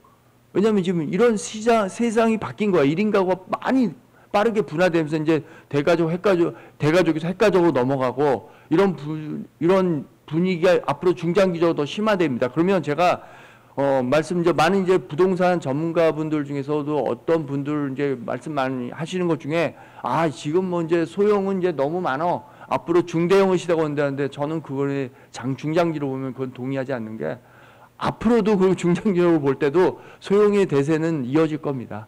이게 현실이고 예, 왜냐면은 여러 가지 거기에다가 또 우리나라가 이제는 뭐죠? 이제 저성장 시대로 갔는데 이제 자기 여건에 집값도 도시 집중화되면 더 도시 집값은 더 비싸질 수 있는데 대형으로 간다. 중대형이 이제 새로운 시대가 온다. 이거는 일시적으로는 올 수 있지만 결국은 소형, 중소형 중심으로 갈 수밖에 없는 구조다. 이렇게 중장기로 이렇게 보시면 그게 타당하지 않을까 이렇게 생각합니다. 이제 제가 이제 대응 전략이라서 이제 마지막으로 이제 요거에 대해서 이제 말씀을 드릴 건데, 자, 이제 크게 오늘 보니까 대부분 이제 내용이 우리나라는 묘하게 부동산 시장에 대한 전망, 부동산 예측, 부동산 뭐 전략하면 다 아파트 얘기만 해요. 근데 사실 부동산은 아파트만 있는 게 아니거든요. 실제 투자자 보면 상가도 해야 되고, 오피스텔도 해야 되고, 뭐 토지도 해야 되고 다 이러는데, 그래서 저는 이제 부동산에 대한 게 당연히 주택 시장이 아파트가 메인이겠지만, 투자 전략, 대응 전략에 대해서 이제 크게 요 정도 다른 유형의 부동산도 간단히 언급해 드리겠습니다. 끝으로요. 자, 보시면은 주거용 부동산 우리가 많은 것들이 있는데 대표적인 게 이제 아파트고 그다음에 주거용 오피스텔이 있습니다. 우리가 간혹가다 이제 아파트 헬리우드 건설사들이 이제 광고를 하는데 그러고 있고 빌라 이번에 빌라 사태 나왔죠. 그다음 단독주택 이렇게 대표적인 게 여기입니다. 그런데 어찌됐든 간에 현실은 그렇습니다. 이번에 빌라왕 사태도 나타났지만은 주거용 부동산의 대표 주자는 아파트고 이거 아파트가 상품성으로 가장 뛰어나다 이거는 부인할 수 없는 사실입니다. 예를 들어서 뭐 주거용 오피스텔이 이렇게 반짝할 수는 있겠어요. 빌라도 마찬가지로 반짝할 수 있는데 이것들은 아파트 시장이 화랑이었을 때 오히려 그것들도 빛이 나는 거지 아파트가 침체되면 이네들이 따로 오늘 따로 빛난다 이런 얘기 못 들은 것 같아요. 그러니까 기본적으로 투자의 관점에서는 아파트가 훨씬 더 기본적으로 훨씬 더 누구나 접근하기 더 안전한 상품이다. 이렇게 볼 수 있겠고요. 회복 반등하는데도 지금 보시면 알지만 아파트 시장이 먼저 움직입니다. 회복하는데도 오르는데도 그렇지만 그래서 다만 이제 여기서 보면 이제 뭐 다주택자, 1주택자 이런 말이 나오는데 지금 현재 정부에서 어쨌든 간에 주택임대차 사업 보호법도 있고 뭐 여러 가지 법도 있지만은 또 임대차에 대한 것들을 과거처럼 다주택자들이 그 임대시장을 정부 정책에 따라서 호응할 수 있는 그런 제도가 지금은 약해졌어요. 약해지다 보니까 상대적으로 지금 다주택자들이 아파트를 더 살 수 있는 거는 정말 좋은 요지에 있는 그런 것들을 시세보다 저렴하게 살 수 있는 기회다. 뭐 줍줍이란 말 쓰는데 이제 이런 것들은 뭐 투자용으로 뭐 나쁘지는 않으나 일반적으로는 지금 뭐 공격적으로 접근하기 좀 부담스럽습니다. 하지만 이제 무주택자 같은 경우는 과거 정부나 지금이나 공통적으로 어떤 주택에 대한 거를 해소 내지는 어떤 복지 내지는 국민에 대한 여러 가지 혜택 차원에서도 무주택자에 대한 거는 상대적으로 좀 호의적으로 보거든요. 지금의 정부나 과거나 동일하게. 그런 점에서 볼 때는 뭐 지금도 처음 집을 사는 건 LTV의 80%까지 뭐 대출도 올려주고 금리도 낮은 금리로 해준다. 이런 것들은 충분히 활용할 가능성 내지는 필요성도 있다고 봅니다. 왜냐하면은 이게 시장이 만약 안정화돼 시장이 올라가는 상황에서는 무주택자들이 그런 혜택을 상대적으로 누리기 어렵고 또 그거를 내가 그런 집을 내 집 마련하기가 더 어려워질 수 있기 때문에 오히려 정부 정책을 이렇게 집이 더 집을 사라고 권유하면서 좋은 정책 내지는 혜택을 준다면 그거는 충분히 활용할 수 있는 오히려 기회지 않을까. 너무 뭐 남들이 다 올랐을 때 주식시장도 그렇지만 달아올랐을 때 사고 하는 거는 좀 어떻게 보면은 무주택자 입장에서는 너무 부담스러운 여건이지 않을까 이렇게 보기 때문에 오히려 지금이 더 기회일 수도 있습니다. 다만 이제 내가 감당할 수 있는 그런 범위 사이즈 내에서는 해야 될 필요는 있겠죠. 그 다음에 이제 상대적으로 그리고 이제 우리가 이제 아파트를 할 때 주거용 부동산의 핵심은 저는 이제 다른 거 뭐 학군 뭐 생활편의지역 뭐 많이 얘기하잖아요. 다 필요 없습니다. 역세권입니다. 그거 하나면 끝나요. 뭐 이렇게 그게 뭐 이렇게 어렵게 얘기하고 뭐 이렇게 고상하게 많은 얘기를 하지만 궁극적으로 보면은 뭐 더더욱이나 이제 도심지에서 중소형 위주로 가다 보면 역세권 외에는 답이 없어요. 여기서 뭐 이렇게 잘못해가지고 무슨 뭐 마을버스 탄다면 큰일 나는 겁니다. 상대적 역세권이고요. 두 번째는 이제 제가 이제 상업용 부동산 시장을 말씀드리면은 지금은 우리가 뭐 꼬마 빌딩이라는 자산가들이 선호하는 거, 그 다음에 우리 상가, 구분상가, 분양상가 많이 있죠. 이런 것들, 그 다음에 지산센터도. 그런데 공통적으로 지금 이쪽 시장이 좀 어려운 이유 중 하나는 딱 이유 하나입니다. 금리. 대출금리가 너무 높아요. 대출금리가 지금 뭐 우리가 상가를 살 때도 최소 5%는 줘야 시중은행에서 대출이 나간다는데 지금 이들 평균 수익률이 지금 여러 가지 데이터 보면은 3% 전후거든요. 이건 뭐 사는 순간 마이너스 까이는 거예요. 이런 상황에서는 접근하기가 어렵기 때문에 지금은 고금리 시대에서는 상대적으로 대출이자가 금리가 많이 내리지 안정화 하향세로 내리지 않는 이상은 당분간 어렵고 섣불리 접근하는 데는 좀 조심스럽다는 게 현실입니다. 토지 같은 경우에는 뭐 제가 뭐 이거는 뭐 어떻게 보면 토지 시장의 기회는 내년 총선을 이제 그때 앞두고 이제 한번 올 것 같긴 합니다. 근데 이거는 항상 보면 지방자치 뭐 국회의원들 이런 선거들이 있을 때 상대적으로 정책적으로 여러 가지 이제 그런 선거의 이슈가 되기 때문에 지방의 개발 정책이 많이 나올 것 같고요. 그때는 일반적으로 좀 활용할 수 있는데 다른 건 뭐 다 떠나서 간혹가다 이렇게 했습니다. 토지 투자하는데 현장 가보지 않고 사시는 분들이 꽤 있어요. 그런 것들이 우리가 말하는 뭐 잘못 꼬이면 그게 바로 기획부동산 사기로도 갈 수 있고 이런 것들이 20년 전, 10년 전, 5년 전 계속 나오는데 계속 반복돼요. 뉴스에서 얼마 전에 또 우리가 도저히 이해가 안 가잖아요. 저거 사기란 거 다 아는데 이러면서 계속 사기당해. 많은 사람들이. 그게 왜 그러냐면 과도한 이제 욕심 이런 것들이 이제 거기에 이제 그네들의 사기에 이제 놀아나는 거거든요. 그래서 기본적으로 토지 시장은 더 어려운 시장이니까 어떻게 보면 현장과 함께 하다못해서 지방자치단체의 도시과라도 방문해보고 뭐 거기에 대해서 개발 정보라도 좀 직접 탐문해보고 가격도 조사해보고 이런 절차가 더 필요한데 오히려 너무 쉽게 접근하다 보니까 너무 쉽게 누구 말을 듣고 누구 권유를 사다 보니까 다 실패하는 겁니다. 네, 그런 점에서 토지 시장이 내년에 아마 다시 총선이 오면 또 이슈가 되겠지만 역시 마찬가지로 더 엄격하게 더 따져보면서 접근해야 되지 않을까 이렇게 보고 있습니다. 예, 저는 여기서 마치겠고요. 네. 자, 이어서 이 세션의 두 번째 강연을 이어가겠습니다. 이번에는 고종환 한국자산관리연구원 원장님께서 월급쟁이, 목돈 만드는 실전 투자법을 주제로 강연해 주시겠습니다. 여러분, 큰 박수로 환영해 주시기 바랍니다. 네, 안녕하십니까. 이거를, 제가 해도 되죠? 네. 마지막이니까. 네, 안녕하십니까. 이렇게 뵙게 돼서 정말 반갑고 영광입니다. 초청해 주신 뉴스토마토에 먼저 감사를 드리고요. 제가 이제 막강인 것 같습니다.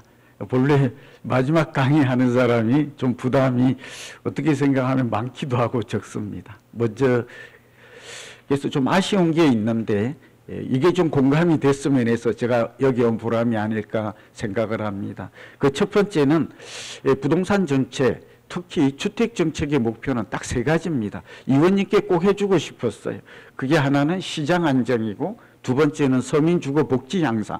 단어가 빈틈없이 그대로 되어 있습니다.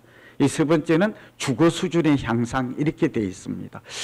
좀 느껴지나요? 그래서 우리가 문재인 정부 때 정책이 실패했다고 말하는 것은 시장 가격이 많이 올랐기 때문에, 그래서 우리는 보수라서 그렇게 하는 게 아니고 저를 자꾸 그러는데, 이 불안정, 안정과 불안정, 급등락은 불안한 거잖아요.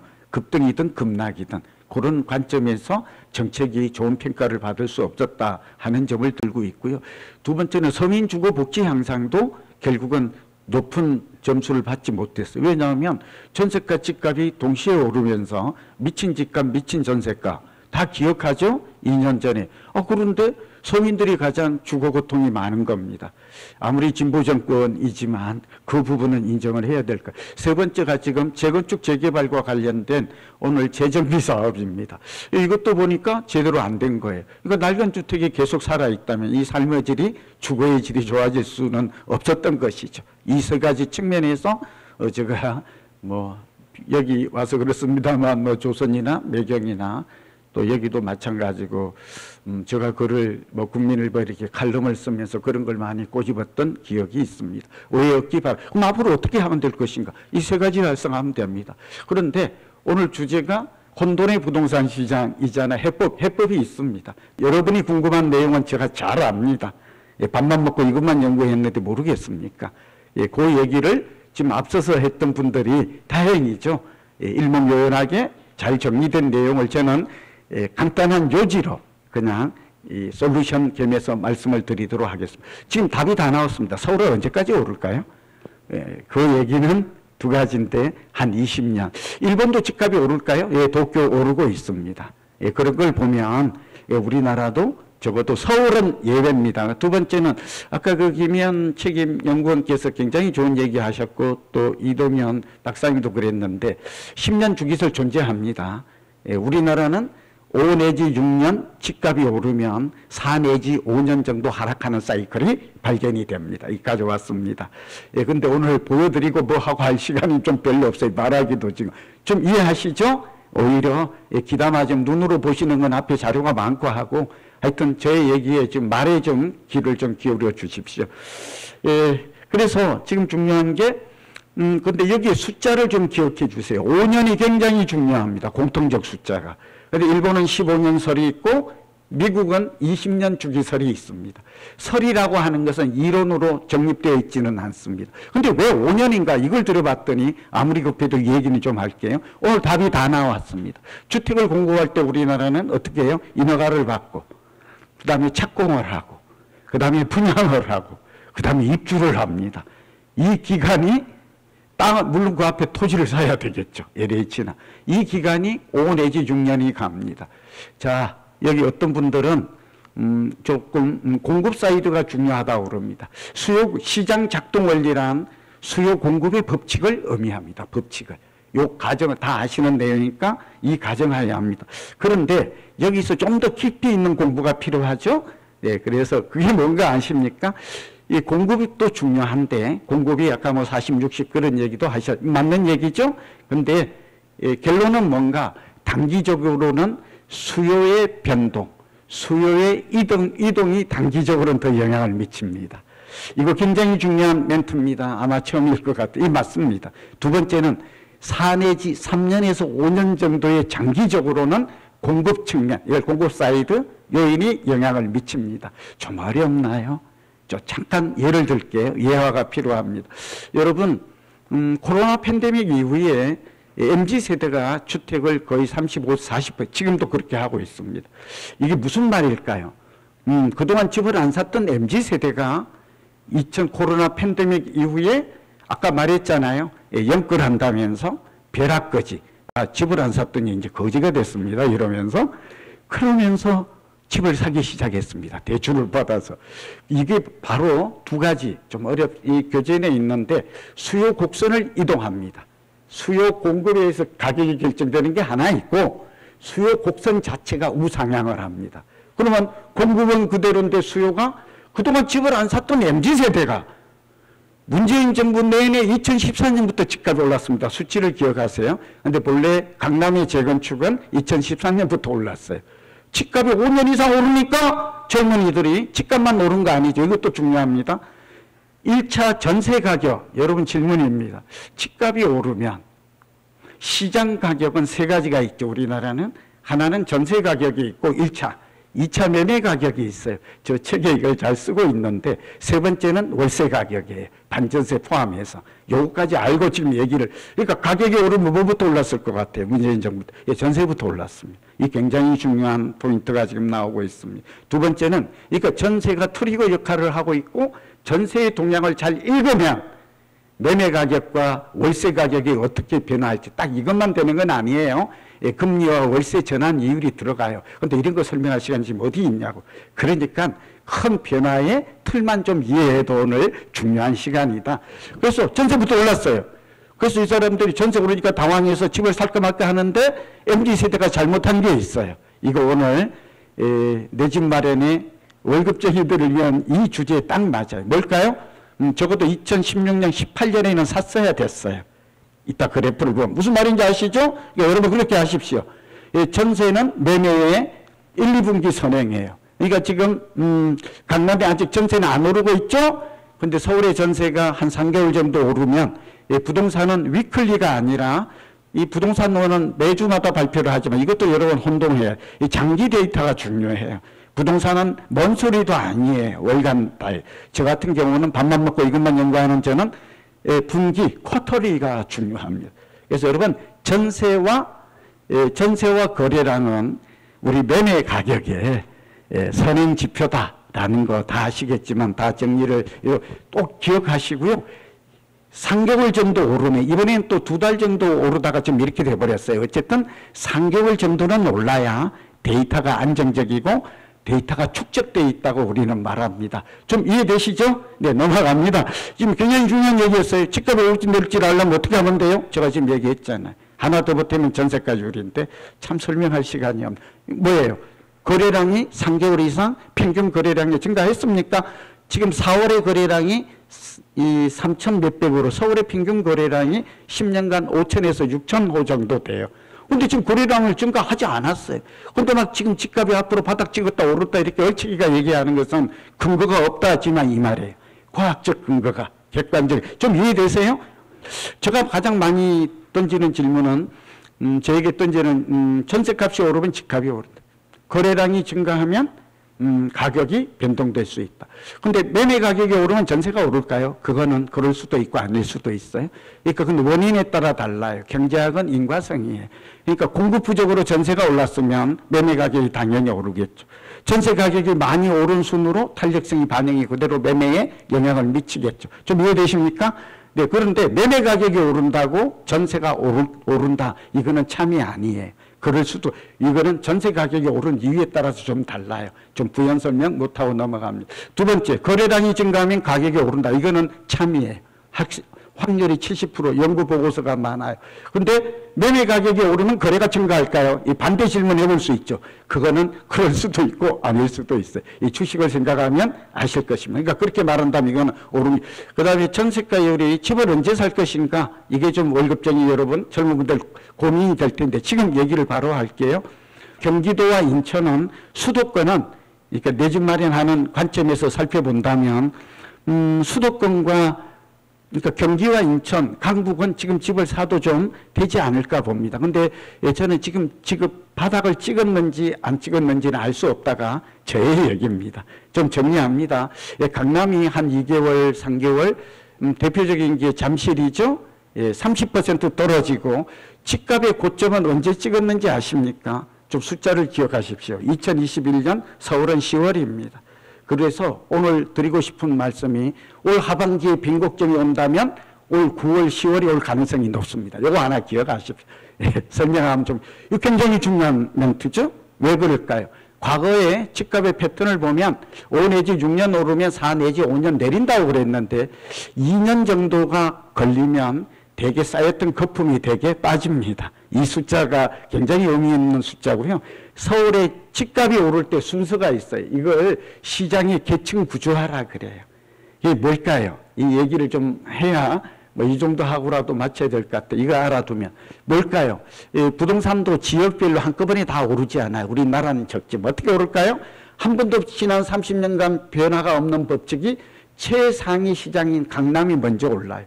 강남 중에서도 재건축 중에서도 기억해야 될 키워드는 강남 한강변 재건축이 올라요. 이번에도 어김없이 압구정이나 여의도나 한강이 먼저 올라요. 동의하시죠? 네, 그래서 성수동이나 오르는 이유는 용산이 오르는 이유가 있다. 그러고 나면 강남이 오르고 나면 그 다음에 어디가 올라요? 다 아시는 내용이지만 우리 뉴스토마토 우리 여러분 팬들은 다 아시겠지만 마용 성광동이 올라요. 근데 이번에 그렇게 갔어요. 마포까지. 지금 순간. 그러니까 여기까지 온 거죠. 중간까지. 본래 5등급인데 3등급 간결하게. 마지막에 우리는 어디가 올까요? 노도관과 금강부에 우리가 알고 있는. 지금 거기까지는 안 왔어요. 근데 올 가능성이 올 가을에 좀 있다. 올해 만약 9월하고 10월에 주택거래 전세 가격이 하락이 멈추고 상승 전환하고 그 다음에 거래량이 평균 거래량을 회복하고 그 다음에 지금의 전세가율이 아파트인 경우는 약 52에서 기간마다 좀 달라요. 54 정도 되는데 과거의 경험을 보면 70%가 될 때 이때 변곡점이 와요. 그렇게 되려면 매매 가격이 분모, 전세 가격이 분자인데 본래 집값이 오르려면 전세가 먼저 멈춰야 되잖아요. 그럼 집값은 또 떨어져야 돼요. 그래서 70%일 때가 과거에는 서울에 아파트인 경우에 빌라 아니에요? 또 재건축 아니에요? 신축과 구축과 재건축을 구분해서 자꾸 얘기하면 깊어지죠? 예, 저는 그렇게밖에 설명하지 못해서 그렇게 보입니다. 부동산 가격에 영향을 미치는 그 요인들이 굉장히 많죠? 한 10가지 됩니다. 근데 그 얘기를 잠깐 좀 할게요. 여기 부동산 경제는 예측 가능하다고 그랬잖아요. 단기 예측에 미치는 영향, 중기 예측에 미치는 영향, 또 10년의 이 중기 예측으로 가볼게요. 5년 정도 예측하는 게 굉장히 우리에게는 더 필요하다. 집을 한 번 사면 보통 얼마 정도 보유해요? 10년 정도 보유하기 때문에 중기, 장기 예측이 더 우리에게는 더 가까이 다가오고 중요한 요인이다. 자, 여러분, 서울은 강남 오르면 마용성, 노도강까지 갔어요. 그 다음에 사실은 마용, 성광, 요즘 용산은 단어 하나 중에 용산은 이제 강남 반영으로 최상위 시장으로 위치가 상향되었어요. 좀 이해되시죠? 그러니까 이제는 같이 움직여요. 이 대통령실이 이전했고 용산에 민족공원이 들어서면서 또 용산이 한 10개 정도가 돼요. 저도 지난주에 HDC 그룹의 회장님하고 사장단 강의를 제가 건설사에 자주 가잖아요. 거기서도 이제 그런 얘기를 좀 했는데 오늘은 용산 우리 뉴스토마토 기사도 잘 나와 있으니까 그냥 참고하시기 바랍니다. 한 10가지가 있거든요. 그래서 이제는 서울에 이 중요한 게 중심지와 비중심지를 구분하라. 이제 이 말씀을 꼭 드리고 싶어요. 서울에 중심지가 3군데가 있어요. 이제 내 집 마련할 때, 지역 선택. 시기 선택은, 지금 올 9월, 10월경이 분수령이 되어서 이때 거래량 전세 가격이 다시 상승 턴한다면 이제는 서울 오르고 그 다음에 경기 인천으로 갑니다. 그리고 경기 인천 중에서도 우리가 먼저 오를까요? 다 아시다시피 과천과 판교와 강교가 움직이면 수용성이 움직입니다. 여러분 집값이 오를 때 대도시가 먼저 움직일까요? 중소도시가 먼저 대도시가 먼저 움직인다. 이게 부동산 교과서에 잘 나와 있습니다. 그리고 코로나 팬데믹 이후에는 유동성 지수가 더 영향을 미쳐요. 그리고 한국은행이 만약 유동성 지수라는 지표를 우리 젊은이들 월급쟁이 잘 보십시오. 유동성 지수가 증가했을 때 집값에 미치는 영향력은 40 내지 50%로 돼 있고, 그러니까 유동성이 증가한 것만큼 절반 정도는 집값을 밀어붙인다. 그리고 3개월 후에 집값에 영향을 줍니다. 이런 것들이 지금 우리가 알아두면 많은 요인 중에서 금융의 역할이 좀 커졌고, 단기적으로는 수요에, 그러니까 젊은 MZ세대가 이번에 집을 샀다는 것은 수요 곡선이 이동했고 공급은 그대로예요. 그게 지금 집값을, 선호도가 어디예요? 강남과 마용 성광을 선호하는 주거 트렌드가 굉장히 집중되고 있고 쏠림 현상 때문에 양극화. 좀 이해되시죠? 넘어갑니다. 집값과 전세값은 동행하고 이런 건 다 보시고요. 이 도표는 여러분 많이 내리면 많이 오른다. 세 가지만 기억하십시오. 그러니까 이번에 잠실도 28억 갔던 엘사 아파트가 19억 떨어지니까 어떻게 돼요? 딱 9억 떨어지니까 30%죠. 여러분 기억해 주십시오. 숫자를 제가 좀 강조하는데 여러분 과거에 IMF나 글로벌 위기 때 가장 집값이 많이 떨어졌던 때가 35%입니다. 평균. 근데 이번에 잠실에서 정확하게 30% 떨어졌습니다. 그랬더니 어떤 일이 벌어졌죠? 다 아는 바와 같이. 자, 다시 돌아가 봅시다. 2달 전으로. 30% 떨어졌다면 그 시각에 좀 생각을 해보세요. 아, 공부를 제대로 했던 사람은 최고로 많이 떨어진 게 35%인데 추가 하락 가능성이 5% 있군. 이거 예측 가능합니다. 예측. 이해되죠? 그래서 근데 집을 산 사람은 언제 샀다고요? 30% 떨어질 때 산 것입니다. 그럼 왜 샀을까요?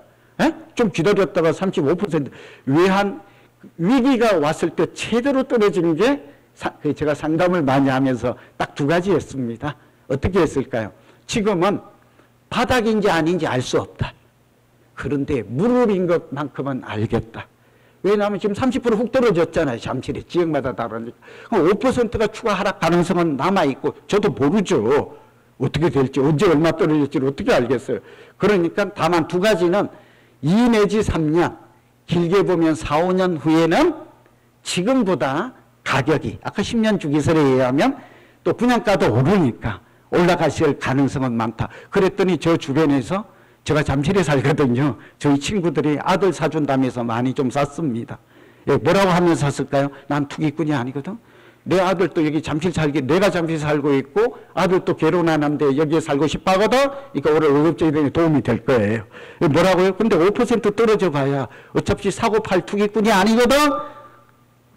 그래서 너의 말을 듣고 보니까 2가지. 하나는 장기 사이클을 보니까 서울은 지금 사는 게 5% 하락 가능성이 리스크를 안더라도 이거는 감당 가능하다. 좀 이해되셨죠? 그리고 내가 지금 돈이 좀 있거든? 자식의 전세보다는. 이런 생각으로 샀더니 결과가 중요합니다. 뭐라고요? 지금 24억 하거든요.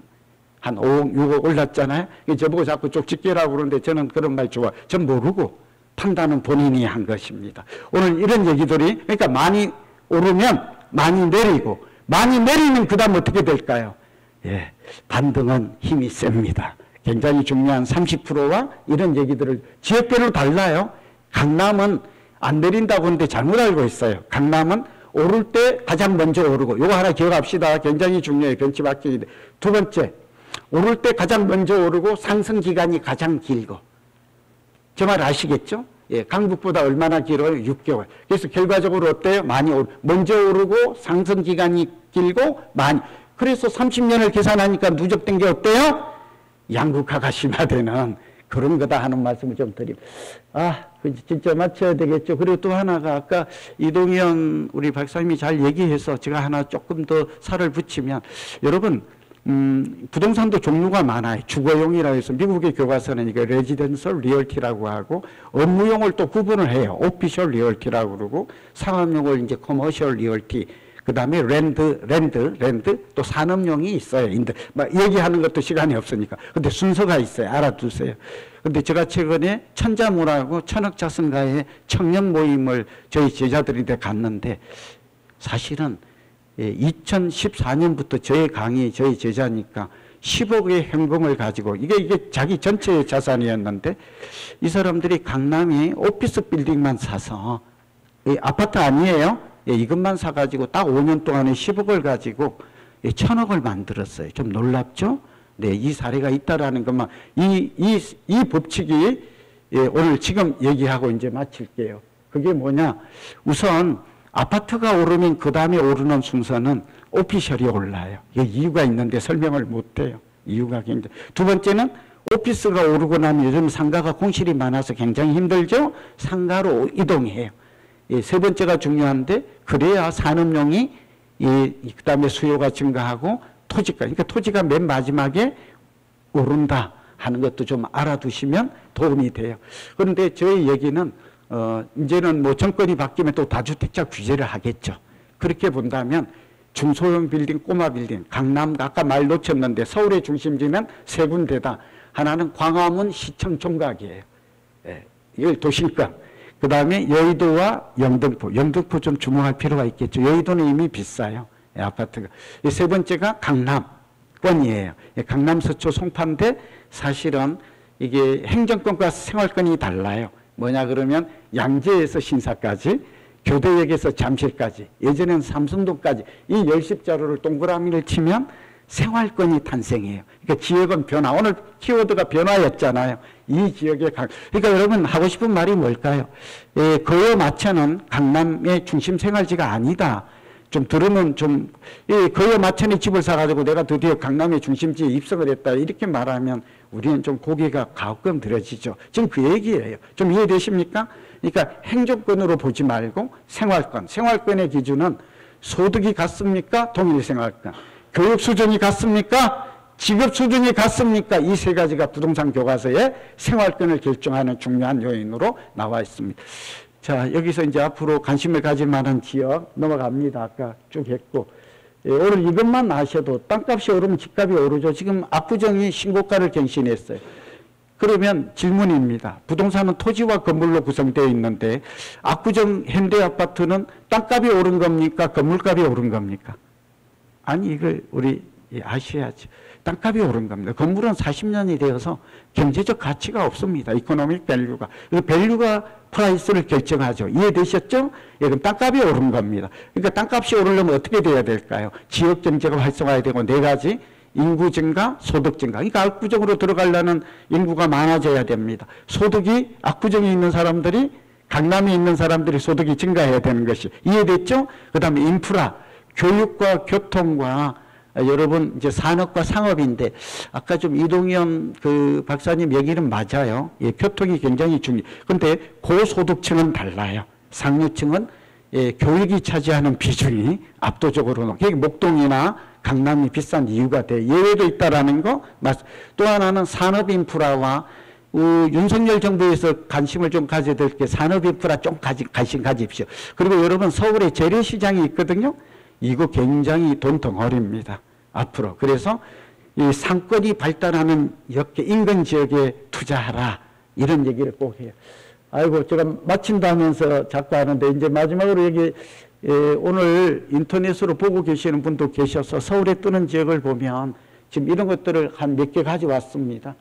이런 것들은 이제 꼬마 빌딩, 정확하게는 중소형 빌딩에 광화문의 변화가 많다. 앞으로 용산을 좀 주목해 주세요. 을지로 상가 이런 데는 상가 이런 게 관심이 있는 분들은 이렇게 하고요.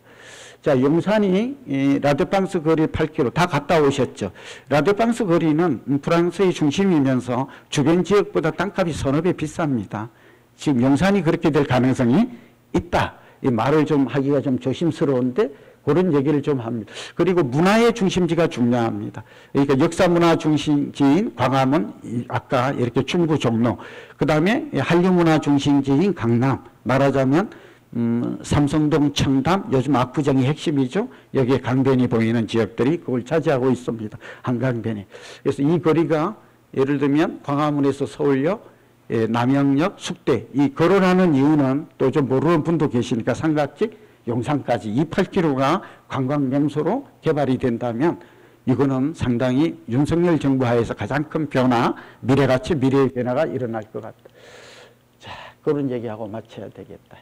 여기 내용들이 있는데요. 제가 오늘 월급적인 데에서 마지막으로는 상기 신도시. 그다음 앞으로 도시개발의 방향은 세 가지입니다. 하나는 좀 꼭 기억해 주세요. 이거 보는 분들에게는 큰 행운이다라고 저는 생각합니다. 도심 복합 개발이 큰 하나의 방향이고 재건축 재개발 정비 사업이죠. 두 번째 큰 하나는 신도시입니다. 그런데 도심 복합 개발 쪽에서 청약 경쟁률이 직주 근접이죠. 우리나라 사람들은 출근하면 58분 걸립니다. 출근하는데. 그러니까 하루에 2시간을 소비하는데 이걸 경제적 가치로 따지니까 100만 원입니다. 이 직주 근접이란 말이 실감이 나시나요? 1시간씩 출근하는 사람과 그렇지 않은 사람 간에 사실은 이 비용을 스트레스나 시간 비용을 따지면 100만 원입니다. 그러니까 월세가 1시간 용인에서 다닌 사람과 광화문 옆에 있는 여기 오피스텔에 있는 사람은 얼마를 경제적 편익을 누리고 있다고요? 아, 나 지금 매일 100만 원을 벌고 있다는 거 아닙니까? 그게 지금 월세에 반영이 되어서 집값에 반영이 되고 지금 그래서 가격 차이가 7, 8억씩 차이 나는 것은 너무나 당연한 것입니다. 정말 좀 이해되시죠? 뭐 이런 측면에서 제가 볼 때 서울이나 여기 좀 상기 신도시는 꼭 청약하십니다. 제가 LH 자문위원으로 있는데 제가 이게 굉장히 저의 좋은 신도시입니다. 이게 문재인 정부 때 했죠? 잘한 거예요. GTX ABCD 이거 놓치지 마시고 신설 역세권이 되면 집값에 영향을 미치는 압력이 얼마나 될까 보았더니 15에서 23%입니다. 그러니까 한 20%. 그러니까 청량리나 이런 데는 이 삼성동 같은 데는 교통이 한 4가지가 들어가죠. GTX A, C, B 뭐 이런 거. 그렇게 되면 집값이 적어도 80% 정도는 오를 거다. 그럼 이왕이면 어때요? 교통량이 많은 확충되는 지역을 선택하면 좀 더 확실하게 내 집 마련과 또 경제적 이득을, 주택은 살기도 좋아야 하지만 사기도 좋아야 돼요. 그러니까 주택은 한 가지로 보면 안 된다. 살기 좋은 거 주거 가치도 높아야 하고 투자 가치도 감안해야 된다는 말씀을. 그랬을 때 이걸 우리는 완전체 슈퍼 아파트, 미국에서 하는 슈퍼 리얼티가 된다 하는 말씀을 마지막으로 드립니다. 여러분 오늘 시간을 오버했는데요. 그래도 꼭 이 귀한 시간에 여러분에게 소중한 정보가 될 것 같아서 했습니다. 양해 바라고 우리 또 뉴스토마토 많이 사랑해 주십시오. 건강하시고 행복하십시오. 네, 오늘 포럼을 멋지게 마무리해 주신 고종환 원장님께 여러분 다시 한번 큰 박수 부탁드리겠습니다. 네, 시간 관계상 질의응답은 모든 포럼이 마무리된 후에 개별적으로 진행해 주시기를 부탁드리겠습니다. 양해 부탁드립니다. 자, 이렇게 고종환 원장님의 강연을 끝으로 오늘 2023년 뉴스토마토 부동산 포럼의 모든 순서가 마무리되었습니다. 오늘 강연 어떠셨나요? 자, 분명한 건 현재 부동산 시장은 여러 가지 어려움에 처해 있습니다. 하지만 부동산 시장뿐만 아니라 모든 자본 시장이 그렇듯이 경기 변동에 따라서 위기와 기회를 반복하고 있고요. 이번에 위기 역시나 또 현명하게 이겨낼 것이라고 생각을 합니다. 아무쪼록 오늘 이 자리가 지금의 불황을 이겨내고 또 앞으로 다가오게 될 부동산 시장과 또 건설업의 호황기를 대비하는 데 의미 있는 시간이 되었기를 바랍니다. 자, 오늘 오전 시간을 온전히 저희 포럼에 함께 내어주신 참석자 여러분들과 또 훌륭한 강연을 준비해 주신 연사님들께 다시 한번 감사의 인사를 드리면서 오늘 포럼을 마무리하도록 하겠습니다. 자, 그럼 이상으로 2023 뉴스토마토 부동산 포럼을 모두 마치겠습니다. 저는 지금까지 아나운서 한보람이었습니다. 감사합니다.